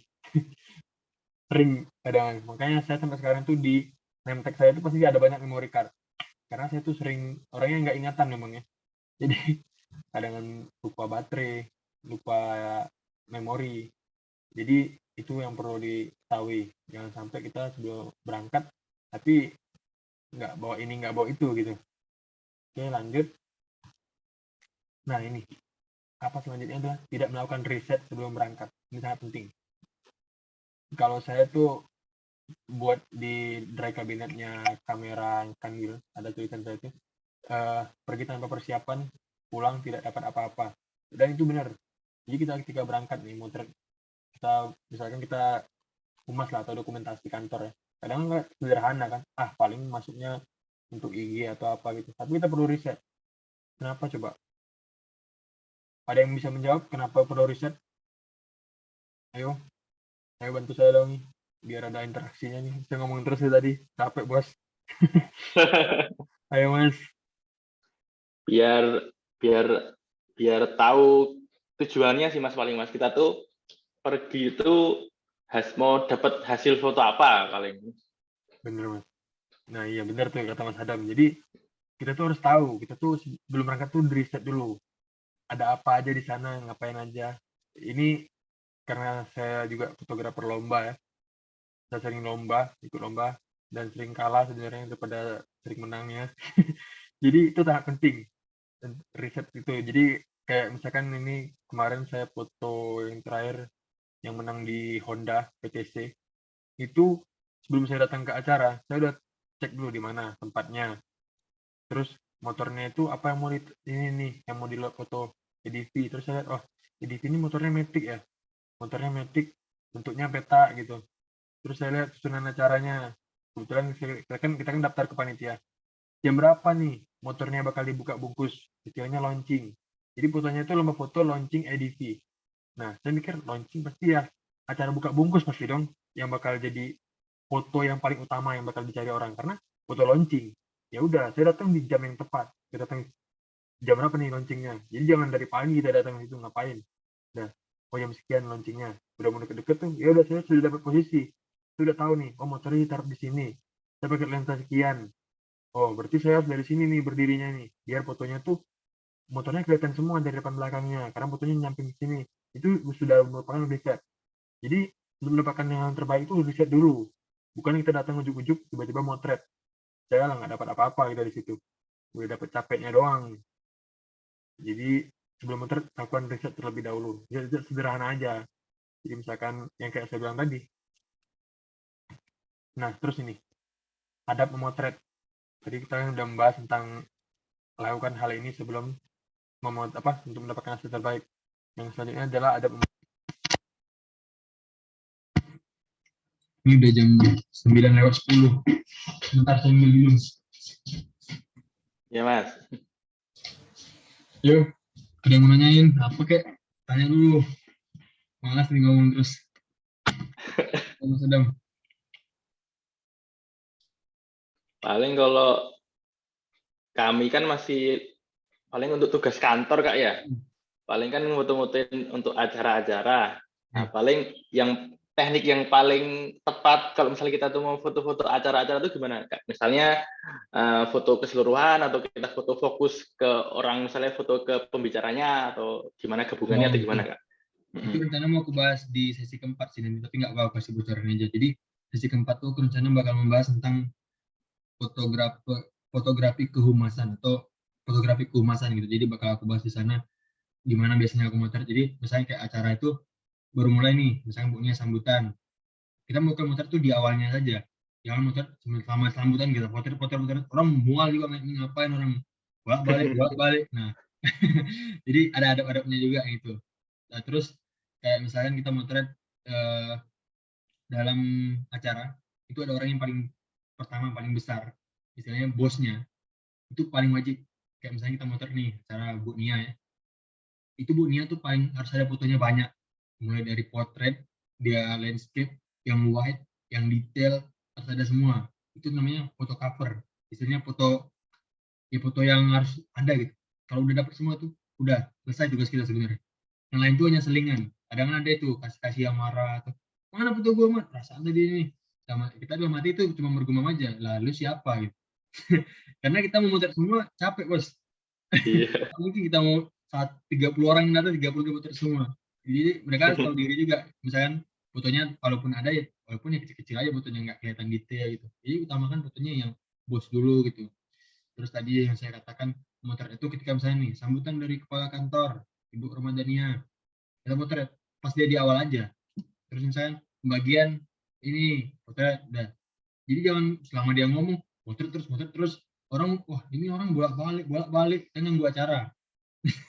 Terus kalau kayak indoor, ini pengalaman saya kalau kamera sekarang kan udah mirip-mirip udah keren-keren ya. Kayak kemarin saya lihat tuh kameranya rata-rata udah 6100, udah keren-keren yang dikirimin foto-fotonya tadi. Itu ISO 1000 dalam indoor aja itu cukup sebenarnya. Semakin tinggi soalnya kan kemarin udah kita pelajari itu gerimis gambarnya makin bintik-bintik. Jadi ISO 1000 aja udah cukup. Kita tinggal ngatur shutter speed sekitar 125 atau 60 atau 100 cukup. Bukanya menyesuaikan. Kalau pengen bokeh, besarin bukanya.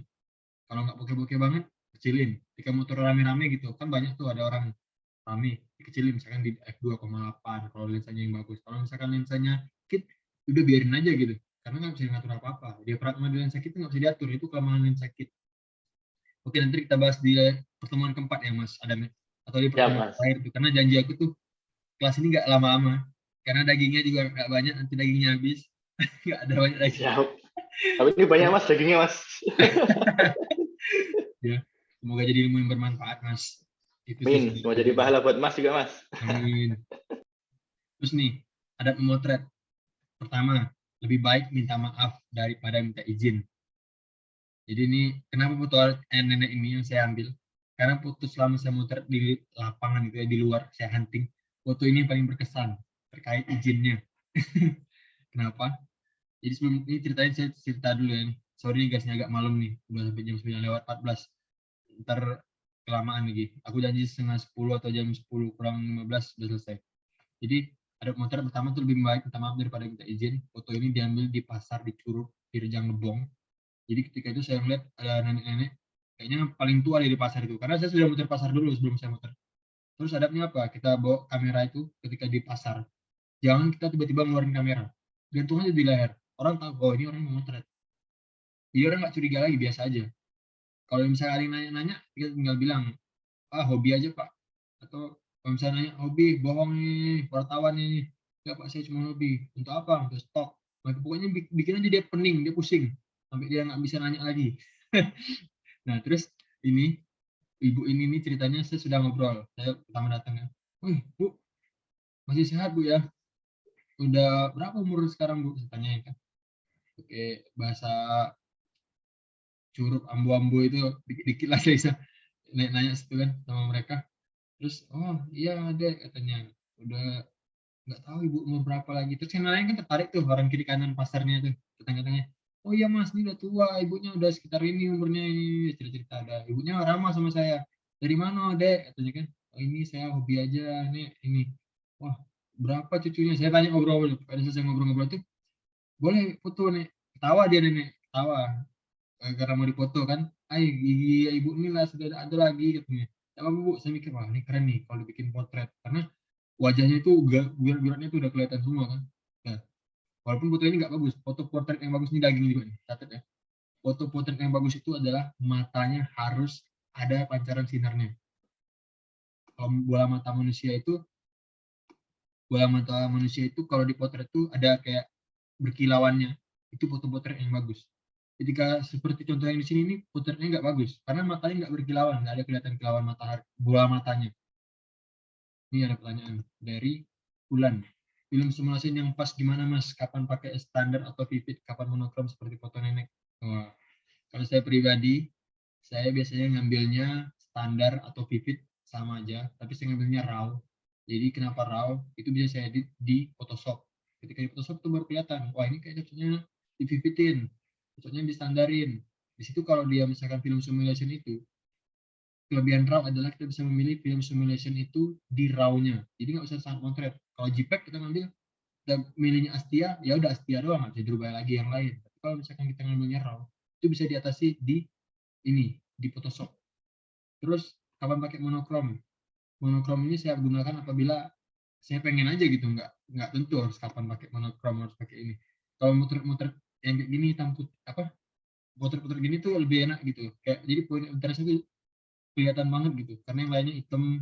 Terus yang di sini tuh yang saya pengen juga tuh buatan wajahnya si nenek gitu, kayak perjuangan hidupnya dia gitu, sampai tua gini masih jualan di pasar gitu. Nah, terus apa tadi yang uniknya di foto ini adalah ketika saya motret itu tiba-tiba saya dimarahin sama orang, mungkin anaknya kali ya, dia pikir ya dia baru datang kan, terus saya ada digeruduk dari belakang sama ini, loh kenapa, saya bilang nih, yang lain pun kayak kenapa kok ini, bukannya dia marah-marah. Nah kalau seperti itu kita nggak perlu ngelawan, kita jelasin aja ini nggak ada Pak, saya ini udah, kita tinggal kabur aja, jangan sampai ribut di situ. Saya kaget, padahal neneknya biasa aja tadinya. Jadi itu lebih baik minta maaf. Tadi akhirnya saya minta maaf, terus dia minta hapus fotonya misalkan, kan saya motor kan nggak cuma satu ya, banyak ya, hapus aja satu, udah harus saya hapus, sisanya saya ambil lah, enak aja, sudah capek ngomong-ngobrol dari tadi. Masa udah hapus semua. Nah, jadi seperti itu, nanti ada adabnya yang lain juga, jadi saya cuma nggak cuma ngambil. Lanjut. Nah, jangan memaksa. Mat, tanya dikit, Mat. Gimana tuh, Pak? Yang soal adab tadi, Mat, ya. Iya. Nah, misalnya kita moto orang kayak gitu nih, Mat.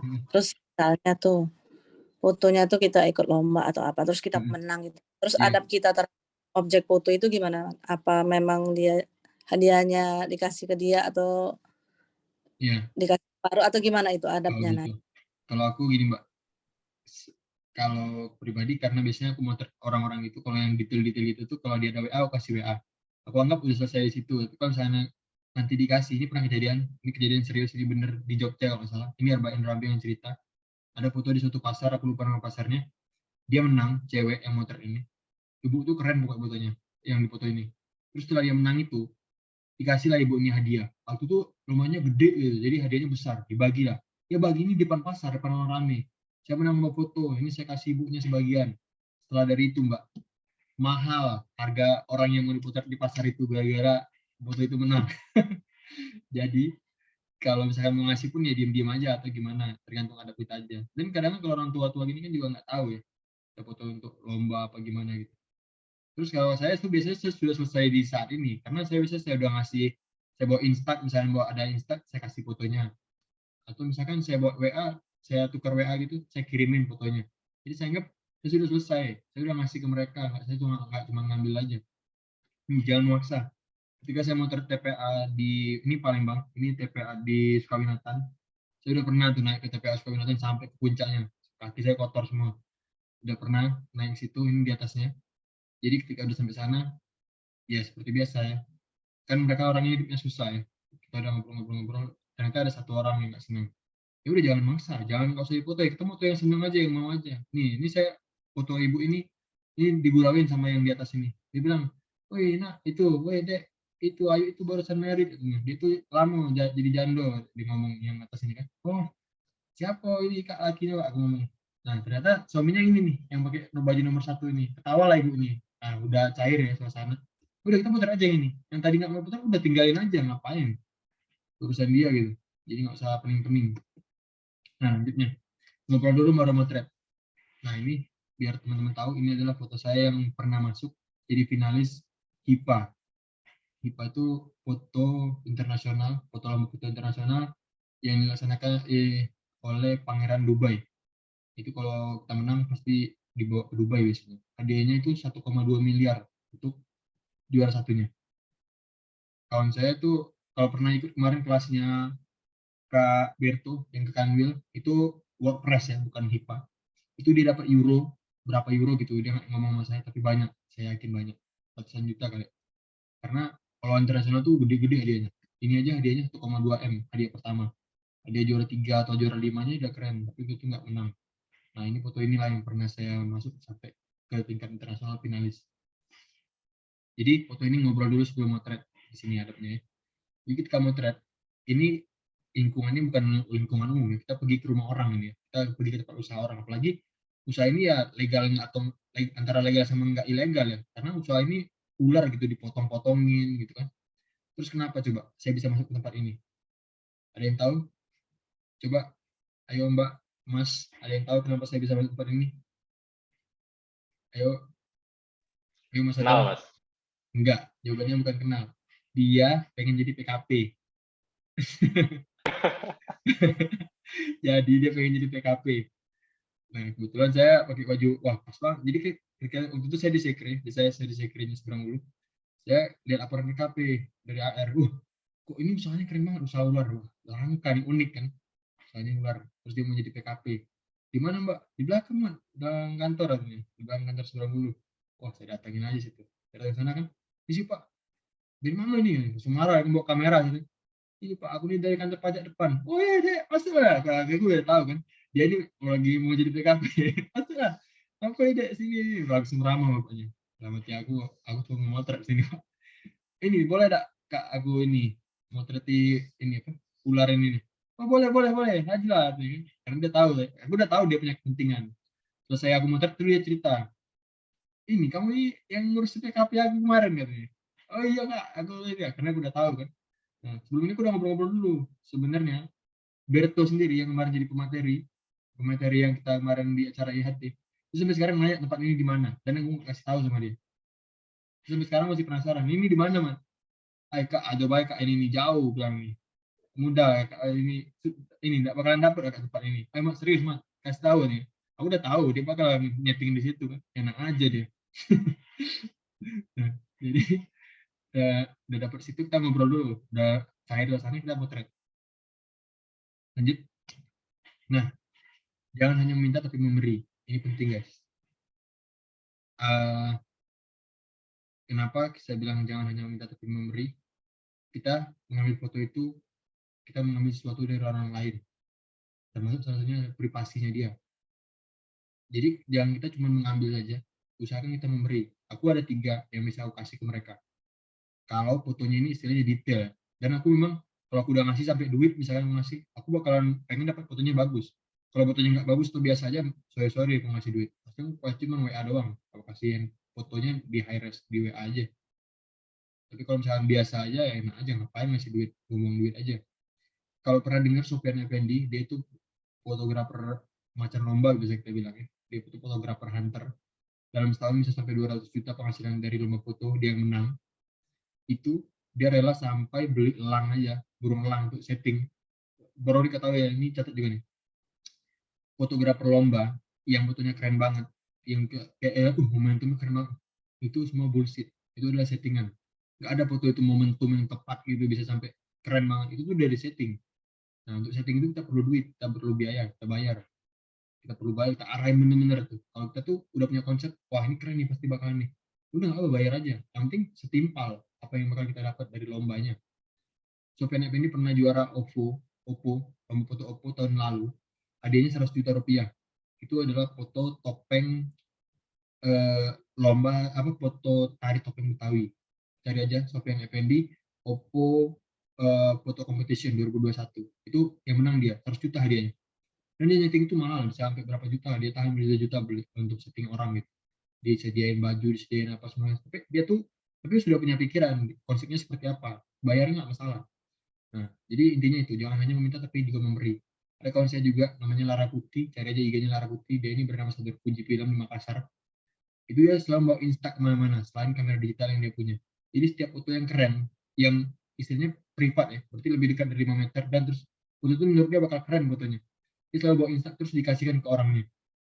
Wah, orang pasti seneng banget. Wah, keren nih dapat foto nih. Paling cuma foto doang gitu kan. Kita dapat dari mereka, dapat fotonya dia, tapi kita kasih foto Instagramnya dia. Kalau aku sih, aku paling sering tuh WA. Aku udah datang, ke orangnya, udah aku potretin semua. Dek atau Kak, mana ada WA tak? Kalau ada WA sini kasihkan ke aku WA-nya. Nanti aku kirim fotonya. Beneran aku kirim sama mereka. Dan mereka seneng banget. Jadi di nomor handphone aku nih banyak tuh nomor-nomor yang kadang aku lupa siapa gitu. Tiba-tiba ada WA di kemudian hari. Oh iya iya, aku nggak tahu siapa. Karena udah lupa aku. Oke. Jadi itu ya, jangan hanya minta tapi memberi. Ini yang terakhir, slide terakhir. Ini penting banget. Nih, kesedihan itu untuk ditolong, bukan untuk dipotret. Aku paling benci, terus terang aja. Zaman sekarang tuh banyak orang ketika kecelakaan terjadi bukan nolong tapi merekam. Pernah nggak ngeliat viral-viral gitu? Itu untuk apa gitu? Coba itu terjadi sama kita gitu. Untuk apa kita rekam, kita viralin gitu? Coba itu terjadi sama kita, terus direkam orang, bukan ditolong, sampai mati kadang orangnya. Itu nggak bagus. Ini contoh foto sebelah kanan ini menurut aku keren, bagus, kesedihan, sebuah kesedihan. Aku juga sedih untuk motor itu. Aku memikirkan orang tua, udah tua, kok ditaruh di panti jompo gitu malah. Bukan diurus sama keluarganya, nggak tahu kemana keluarganya gitu. Nah, terus aku pengen gambarin bahwa kami tuh datang ke sana tuh untuk bagi-bagi uang, untuk bagi-bagi sesuatu. Di sana sedekah gitu. Ini gambar Bu Ega sebelah kanan, kalau tahu bekas kepala KPP Suramulu. Kita memberikan sesuatu ke mereka. Kita kasih sesuatu mereka, kita ajak ngobrol. Foto yang kanan ini, ibu ini dari awal memang dia tidak mau diajak ngobrol. Dia menjadi situ. Aku nggak tahu apa yang terjadi sama dia. Karena aku putar aja gitu. Tapi kita tuh nggak. Aku jarang banget motor yang kemalangan tuh jarang banget. Aku nggak mau. Kalau fotografer strip atau human interest tuh biasanya, wah keren nih, orang nih sedih, lagi gendong apa, bawa apa. Gak usah, kalau aku nggak mau motor kayak gitu. Untuk apa sih? Itu tuh kesedihan tuh untuk atau kemalangan tuh untuk ditolong gitu. Kalau kita ada duit dikasih aja uang, bukan untuk dipotret. Jadi aku pesan sama teman-teman semua, kalau ada kira-kira yang seperti itu tuh ya nggak usah dipotret, ditolong aja, nggak usah direkam, ditolong aja gitu. Oke, mungkin itu aja materi kali ini. Kita bahas foto yang kemarin yang sudah kirim. Ada beberapa. Ada pertanyaan nggak, guys? Ini makasih loh udah sampai jam 9:30 masih ada 8 orang. Aku seneng. Gak usah banyak-banyak guys, tapi dagingnya banyak nih kalau semakin sedikit orangnya. Kalau banyak-banyak malah ngasih dagingnya. Ayo, ada yang mau ditanyain? Guys, nggak ada ya. Kalau nggak ada, kita bahas foto yang kemarin guys.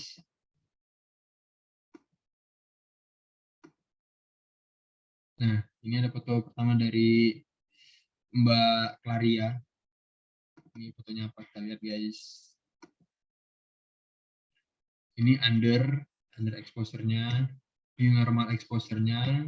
Ini over exposure-nya. Wah, udah keren banget nih fotonya. Udah pas lah. Udah over, normal, under. Terus kita lihat active-nya. Review nggak kelihatan maksudnya. Serius? Oh, belum di review ya?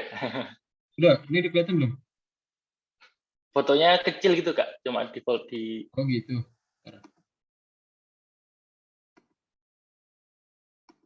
Nah, ini kelihatan fotonya. Kelihatan. Nah, ini fotonya Mbak Claria. Fotonya ini pertama undernya. Ini selanjutnya mana sih bos? Ini normalnya, normal exposure-nya. Oh, ini fotonya Rian. Sorry lupa ganti email. Fotonya Rian Sasmika. Keren nih fotonya Rian. Nah, ini over exposure. Jadi udah keren banget nih. Terus aku pengen lihat, kita pengen pelajari bareng-bareng ya.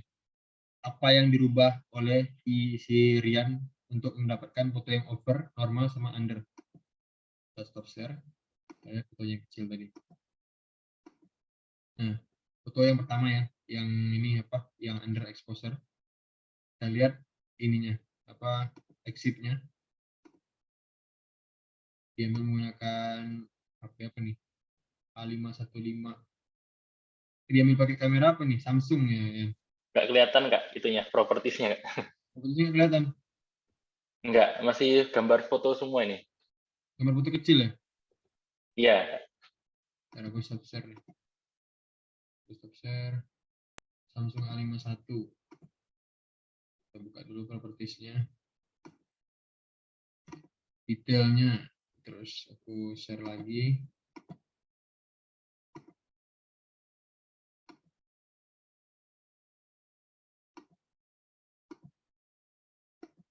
Kelihatan propertiesnya? Kelihatan. Nah, ini yang under ya. Boleh dicatat. Pertama, F-nya atau bukaannya adalah F2. Kelihatan nih, F2. Terus speednya 1/10 second. Isunya 640. Jadi speednya 1/10, isunya 640, F-nya 2 bukaannya. Foto ini belum diedit karena nggak ada color editannya.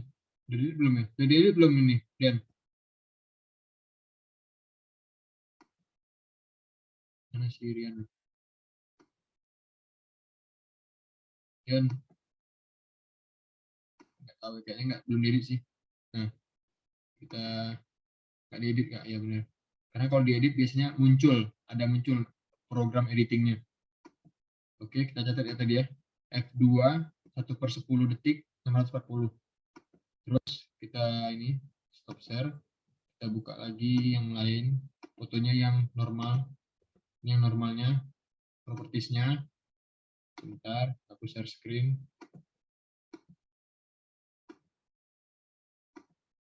Foto normal. Nah, foto normalnya kelihatan nih. Kelihatan, Mas. Nah, foto normalnya itu F-nya tetap 2. Terus speednya tetap 1/10. Nah, Rian ini ngerubah ISO-nya. Tadi kan ISO-nya 640. Ini jadi 800. Nah, itulah kenapa jadi normal. Karena ISO-nya ditambahin. Kerennya. Berarti ini memanfaatkan perubahan ISO. Terus, kita lihat foto yang over. Oke, ini dari stop share lagi. Ternyata rempong ya ngerubah share screen-nya Zoom ini. Atau aku yang nggak tahu Kayaknya caranya. bisa nampilin sesuai dengan tampilan layar atau tidak, tapi ada pilihannya sih. Gimana coba? Bolak-balik nih kayak share screen, basic, advance, Ada pilihannya biasanya. file. Oh, ada nih ya, share screen ya. Yang Nah, ya, ini nanti sekarang apa yang kelihatan? kelihatan gambar foto kecil nggak? Kalau yang ini sekarang aku buka. Nah, Nah, kelihatan. wah, Kelihatan. guys. Tidak betul ya, perlunya sharing ini karena itu tidak selalu benar. Oke. Nah, tadi kan udah ini tuh. Pertama, tadi masih tetap F2 yang di normalnya. Terus speednya tetap 1/10.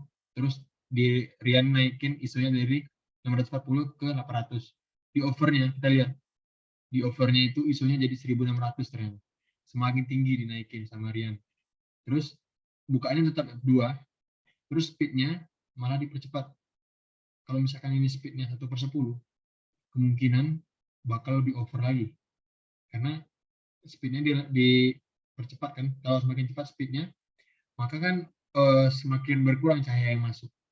Karena makin cepat shutternya itu membuka gitu, makin cepat. Nah, jadi di sini keren fotonya, udah bener. Jadi Rian udah ngerti nih segitiga exposure. Berarti nanti kalau aku minta tolong fotoin foto gedungnya Bangkalan Balai, udah inilah, udah keren lah. Thank you Yan. Kayaknya masih ada nih fotonya yang lain. Nah, ini ada 2 lagi. Kelihatan low Claria nih. Aku open. Kelihatan nggak? Kelihatan nggak? Nah, ini yang low-nya. Terus ini yang diedit. Low Claria editing. Kita lihat exit-nya ya. Nah, ini kayaknya fotonya ini slow speed karena di sini ada gambar garis. Berarti motornya ini udah dibekukan dengan slow speed. Kita lihat.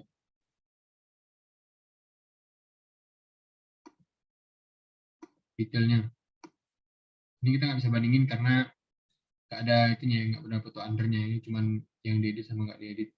Di sini ternyata exposure-nya dibuka di 1 detik speednya, lama 1 detik.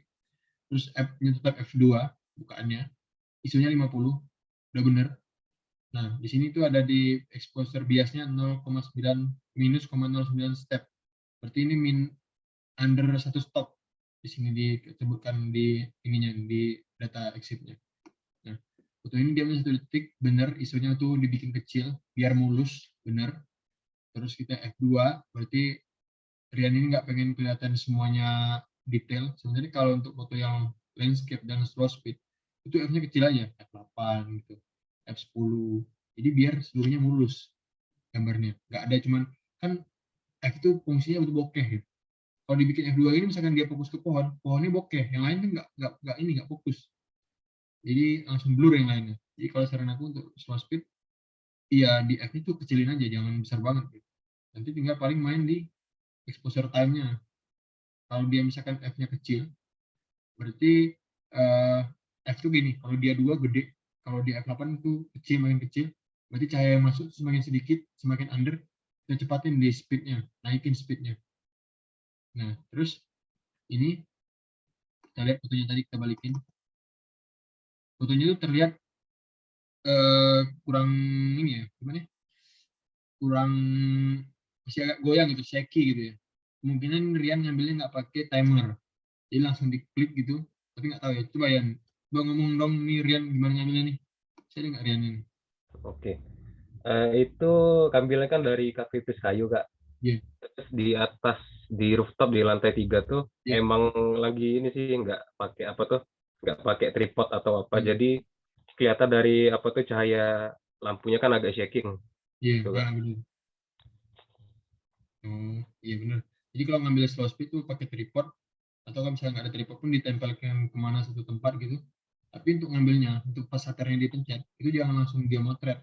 Jadi pakai timer, misalkan 2 detik, atau 3 detik gitu, atau 10 detik, atau 3 detik lah. Jadi kita ketika mencet tuh nggak langsung dia jalan ininya rananya, masih dia tik tik tik, tapi kita gitu nggak goyang lagi tangan kita, pasti dia hilang shaky-nya. Atau kalau pakai tangan doang gini, shaky, tetap shaky gitu. Tapi udah keren asli, ini mantulity. Terus kita apa harus upstairs dode. Lanjut, mana tadi ada yang di end kayaknya. Ini kita close dulu. Nah ini yang dieditnya keren, tapi ini jadi shadownya benar-benar habis, keren. Kontrasnya jadi kurang ya. Tapi kembali lagi, editing itu tidak ada yang salah atau benar, itu kembali ke selera. Kita lihat editnya menggunakan apa, apakah terlihat di exit-nya. Menggunakan Adobe Lightroom, bener ya? Bener ya? Iya, Kak, pakai Adobe Lightroom. Ini yang handphone ya? Apa, Kak? Yang Android ya, yang handphone.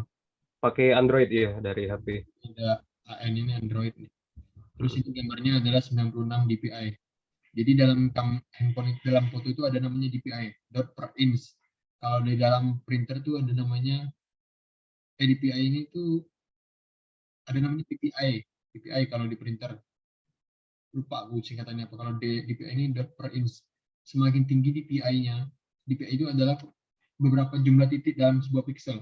Pixel itu kecil banget membentuk sebuah foto. Jadi foto itu terbentuk dari sebanyaknya pixel yang saling bergabung membentuk warna-warna yang berbeda-beda jadi sebuah gambar.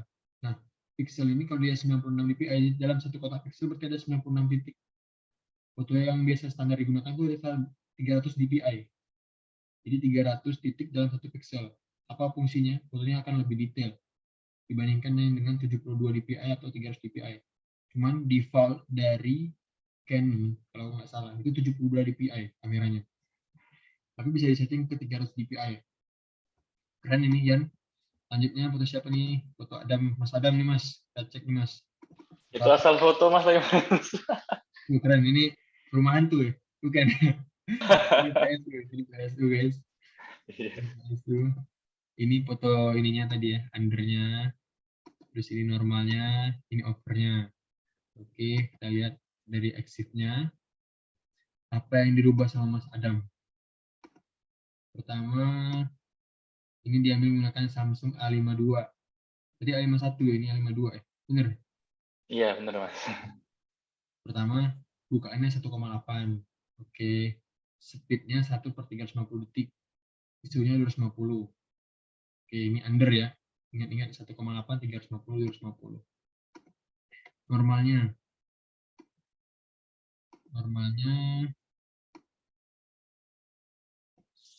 1,8 itunya F-nya. Exposure-nya jadi 1/30. Isunya tetap.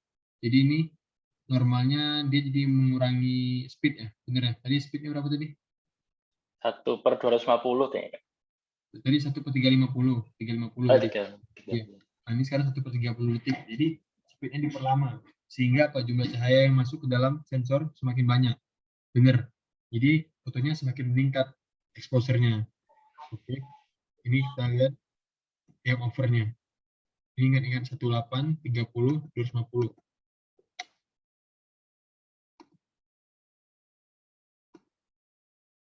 Detailnya. Nah, yang ini makin over karena speednya semakin diperlambat. Jadi semakin lama rananya membuka untuk memasukkan cahaya. Tadi kan 1/30, itu udah normal. Ini 1/4 dibikin.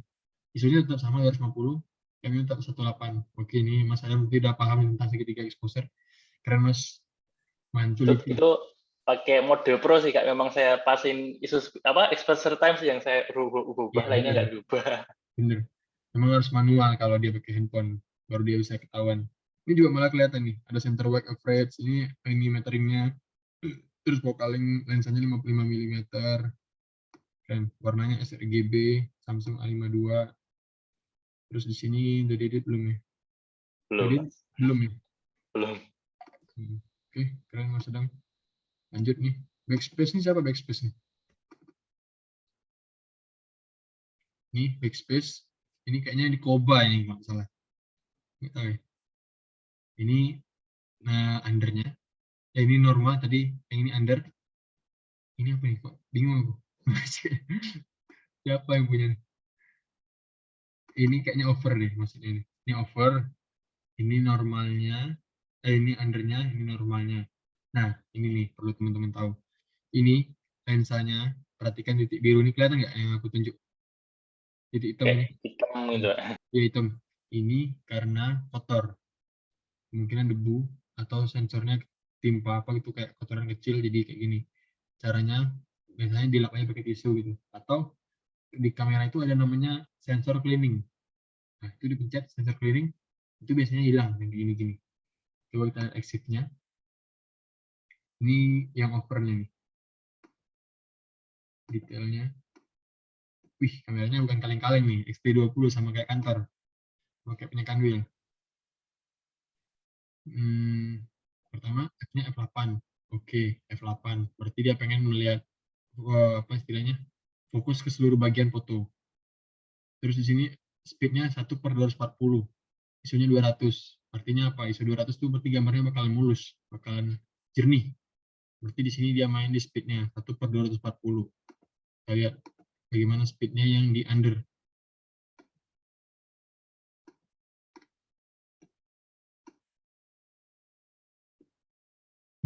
Yang di under ini speed-nya dibikin jadi 1/800. Tadi speed-nya 1/240. Jadi semakin cepat rananya dibuka, sehingga cahaya yang masuk ke dalam sensor semakin sedikit. Jadi gambarnya under. Terus kita lihat yang normal. Berapa jumlah speed yang disetting. Nah, ternyata speed-nya jadi 1/480. Kurang separuh dari tadi 1/800. Jadi normalnya di sini 1/480. Isinya tetap, bukaannya tetap. Keren. Punyanya backspace.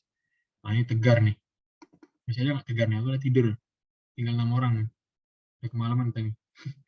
Ini undernya. Ini normalnya. Ini overnya. Kita lihat berapa undernya. Detail. Woi, ini keren lagi kameranya. Ini Sony 6100. Menggunakan lensa 35 mili. Wih, lensanya bagus nih, 1.8. Undernya bukanya 1,8. Berarti dia pengen melihat bokehnya. ISO-nya 100, berarti mulus. Terus exposure time-nya 160. Undernya. Ini under loh, 160. Kita lihat normalnya berapa. Apa yang dirubah untuk membuat fotonya menjadi normal. Nah, ternyata yang dimainkan di sini adalah ISO-nya. Tadi ISO-nya 200. Sini kecepatannya tetap sama 160, F-nya tetap 1,8, tapi ISO-nya dinaikin dari 200 ke 400. Sehingga kepekaan sensor itu terhadap cahaya semakin peka. Jadi cahaya yang masuk tuh semakin banyak yang bakal dimasukin sama kameranya. Jadi sudah seperti saya katakan kemarin, untuk membuat exposure yang tepat itu ya 3 itu yang dimainin. Kalau nggak ISO-nya dinaikin jadi bakalan jadi over, atau nggak speed-nya diturunin bakal jadi over, atau misalkan bukaannya dibesarin bakal jadi over. Begitu sebaliknya, ISO-nya diturunin bisa menjadi under, speed-nya dinaikin bisa jadi under, bukaan dikecilin bisa jadi under. Nah ini ISO-nya dinaikin 400 jadi normal. Overnya berapa? Kemungkinan ISO-nya bakal dinaikin lebih tinggi lagi sama Tenggar. Bener guys, ISO-nya dinaikin jadi 1600. Jadi gambar ini over banget. Ini terus nih Dinda, masih ada nggak Dinda ya? Oh, masih ada nih. Halo Dinda. Hadir Kak. Oke siap. Nih gambar kucingnya Dinda nih. Oh ini kucing pembawa rezeki loh. Ini undernya, ini overnya, ini normalnya. Keren fotonya. Terus kita lihat. Ini kita lihat dulu normalnya. Normalnya itu exposure-nya normal. Woi, ini menggunakan EOS M100. Lensanya berapa mili nih? 15 mili. Kemungkinan kalau dari bukaan f3,5, lensanya ini lensa kit 1545 apa ya kalau nggak salah, punya M100. Atau 15 berapa gitu. Benar nggak Dinda?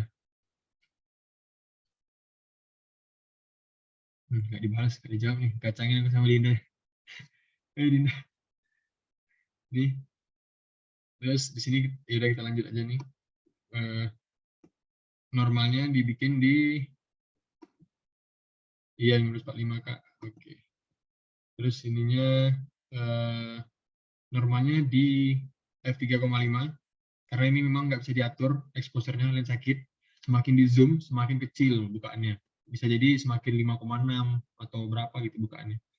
Oke, kita cuma bisa main di 2, exposure time atau speed-nya sama di ISO-nya. Di sini menggunakan ISO 1/60 ISO 1000 kecepatan 1/60 normal. Mari kita lihat under apa normal tuh. Ini tadi 160, ini berapa?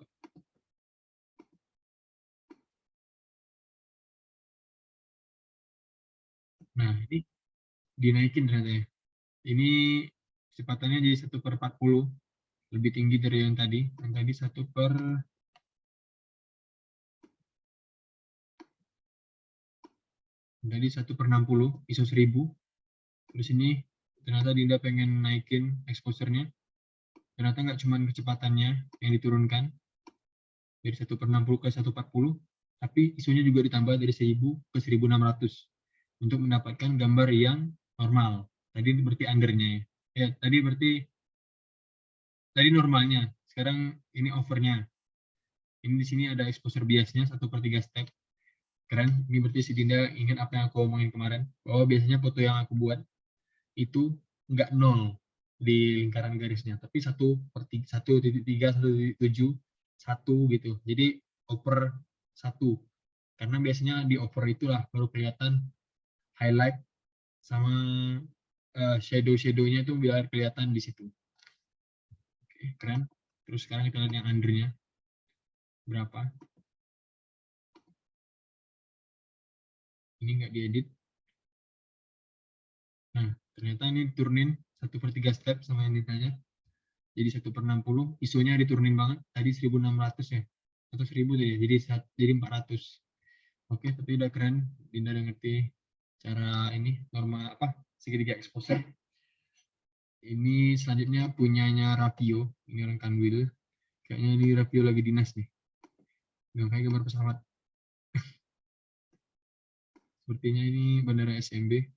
Nah, nggak ada exit-nya guys. Perhatiin nih, exit-nya hilang. Tuh, nggak ketahuan pakai apa diambilnya.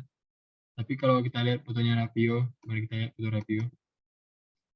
Ini undernya, ini overnya, ini normalnya. Keren.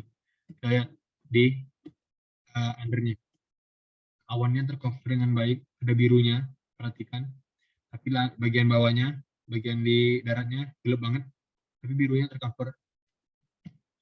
Terus di overnya, kita lihat overnya, awan birunya masih tercover, tapi yang putih udah mulai hilang. Perhatikan hilang. Yang di bawah sudah mulai tercover, yang di daratan tercover dengan baik. Nah, ini bagian normalnya. Di normalnya birunya itu nggak sebiru yang di under langitnya. Terus yang di bawahnya oke lah. Jadi memang fungsi under exposure itu adalah menangkap langit. Fungsi over exposure itu adalah menangkap bagian-bagian yang shadow di bagian daratan. Terus bagian normalnya ya menangkap semuanya. Terus dijadikan tiga banding satu jadi HDR. Itu fungsi HDR. Kalau pernah dengar namanya High Dynamic Range Photo HDR, foto HDR, itu adalah untuk menangkap langit sama bagian tanah ketika awan sedang cerah gini, semuanya ketangkap pakai HDR. Tapi ini sayang banget fotonya Ravio kehilangan exif. Kemungkinan sudah diedit sama Ravionya di aplikasi yang bisa menghilangkan exif. Kalau dalam lomba foto yang kehilangan exif dari sejak awal akan dibuang sama jurinya. Karena dianggap foto ini bisa saja mencuri dari orang lain atau dan sebagainya. Karena foto ini kehilangan exif. Untuk menentukan foto ini high res jepretan view apa bukan, kita lihat dari size-nya. Size-nya besar, 1,7 MB, 200 KB. Kemungkinan ini diambil pakai iPhone. iPhone itu rata-rata sekitar 700-800 sampai 1 MB-an fotonya, tapi sudah high res. Tapi nggak tahu ya, kok bisa hilang ya exif-nya. Diapain sama view nih? Ini fotonya hilang exif namanya. Hilangan metadata. Tuh, benar-benar hilang, nggak ada sama sekali. Kalau foto dikirim lewat WA hilang nggak Mas itunya? Pasti Hilang. Oh. pasti hilang. Kalau mengirim pakai WA, kirim itu send as dokumen. Jangan pakai telepon biasa. Tapi saran aku sih tetap ada yang dikompres sama mereka ya. Apa ya, email kali ya, yang paling bener ya. Di email, yang bener-bener dapat realnya gitu. Nah ini sekarang nih fotonya Kang Cep. Nggak tahu nih Kang Cep, ada nggak Kang Cep di sini Kang Cep? Fotonya sudah diedit pakai PixArt guys. Ini sangat kreatif. Aku tadi pengennya 3 foto gitu, tapi digabungin jadi satu gini pasti exitnya nggak ada. Tapi Kang Cep udah bener nih. Yang dua paling kiri ini under, yang tengah normal, yang paling kanan itu over. Keren fotonya, foto antis. Terus kita lihat propertiesnya, pasti exitnya nggak ada karena udah di edit gini. Tuh edit pakai PixArt program name-nya 96 dpi, bener kan? Hilang tuh tadi kameranya pakai apa, nggak bisa kita bahas. Oke guys, mungkin cuma sampai itu pertemuan kali ini. Semoga bermanfaat. Udah malam juga, udah hampir jam 10. Ada yang ingin ditanyain? Silakan. Mas Adam, Mas Septian, Mbak Dinda, Mas Ian, sama Fulan. Yang mau ditanyain, silakan. Cukup Atau sih Mas mau kalau saya. belum? Atau kita kapan-kapan hunting, boleh? Kita hunting bareng, pasar 16. Karena kalau teori doang, tanpa praktek itu seperti dosen aja ngajarin orang. Belum tentu dosennya pinter. Oke, nggak ada ya? Oke, saya rasa cukup sampai di sini dulu. Terima kasih atas partisipasinya. Sampai ketemu di pertemuan ketiga. Insya Allah minggu depan kita akan membahas tentang editing. Editing yang aku biasa pakai. Ya nggak muluk-muluk, aku sudah bilang dari awal. Aku bukan orang yang mendewakan editing, tapi fotonya udah bagus dari awal. SOC-nya udah bagus. Jadi memotret itu tuh bukan karena editing, tapi karena memang dari awal sudah bagus. Foto yang dia itu sudah bagus dari awal. Bukan foto jelek jadikan bagus, itu bullshit. Nggak mungkin fotonya bakal semaksimal foto yang udah bagus. Oke, terima kasih. Mohon maaf atas kesalahan. Pada Allah saya mohon ampun. Wassalamualaikum warahmatullahi wabarakatuh. Selamat malam. Waalaikumsalam warahmatullahi wabarakatuh. Terima kasih Kak. Yuk.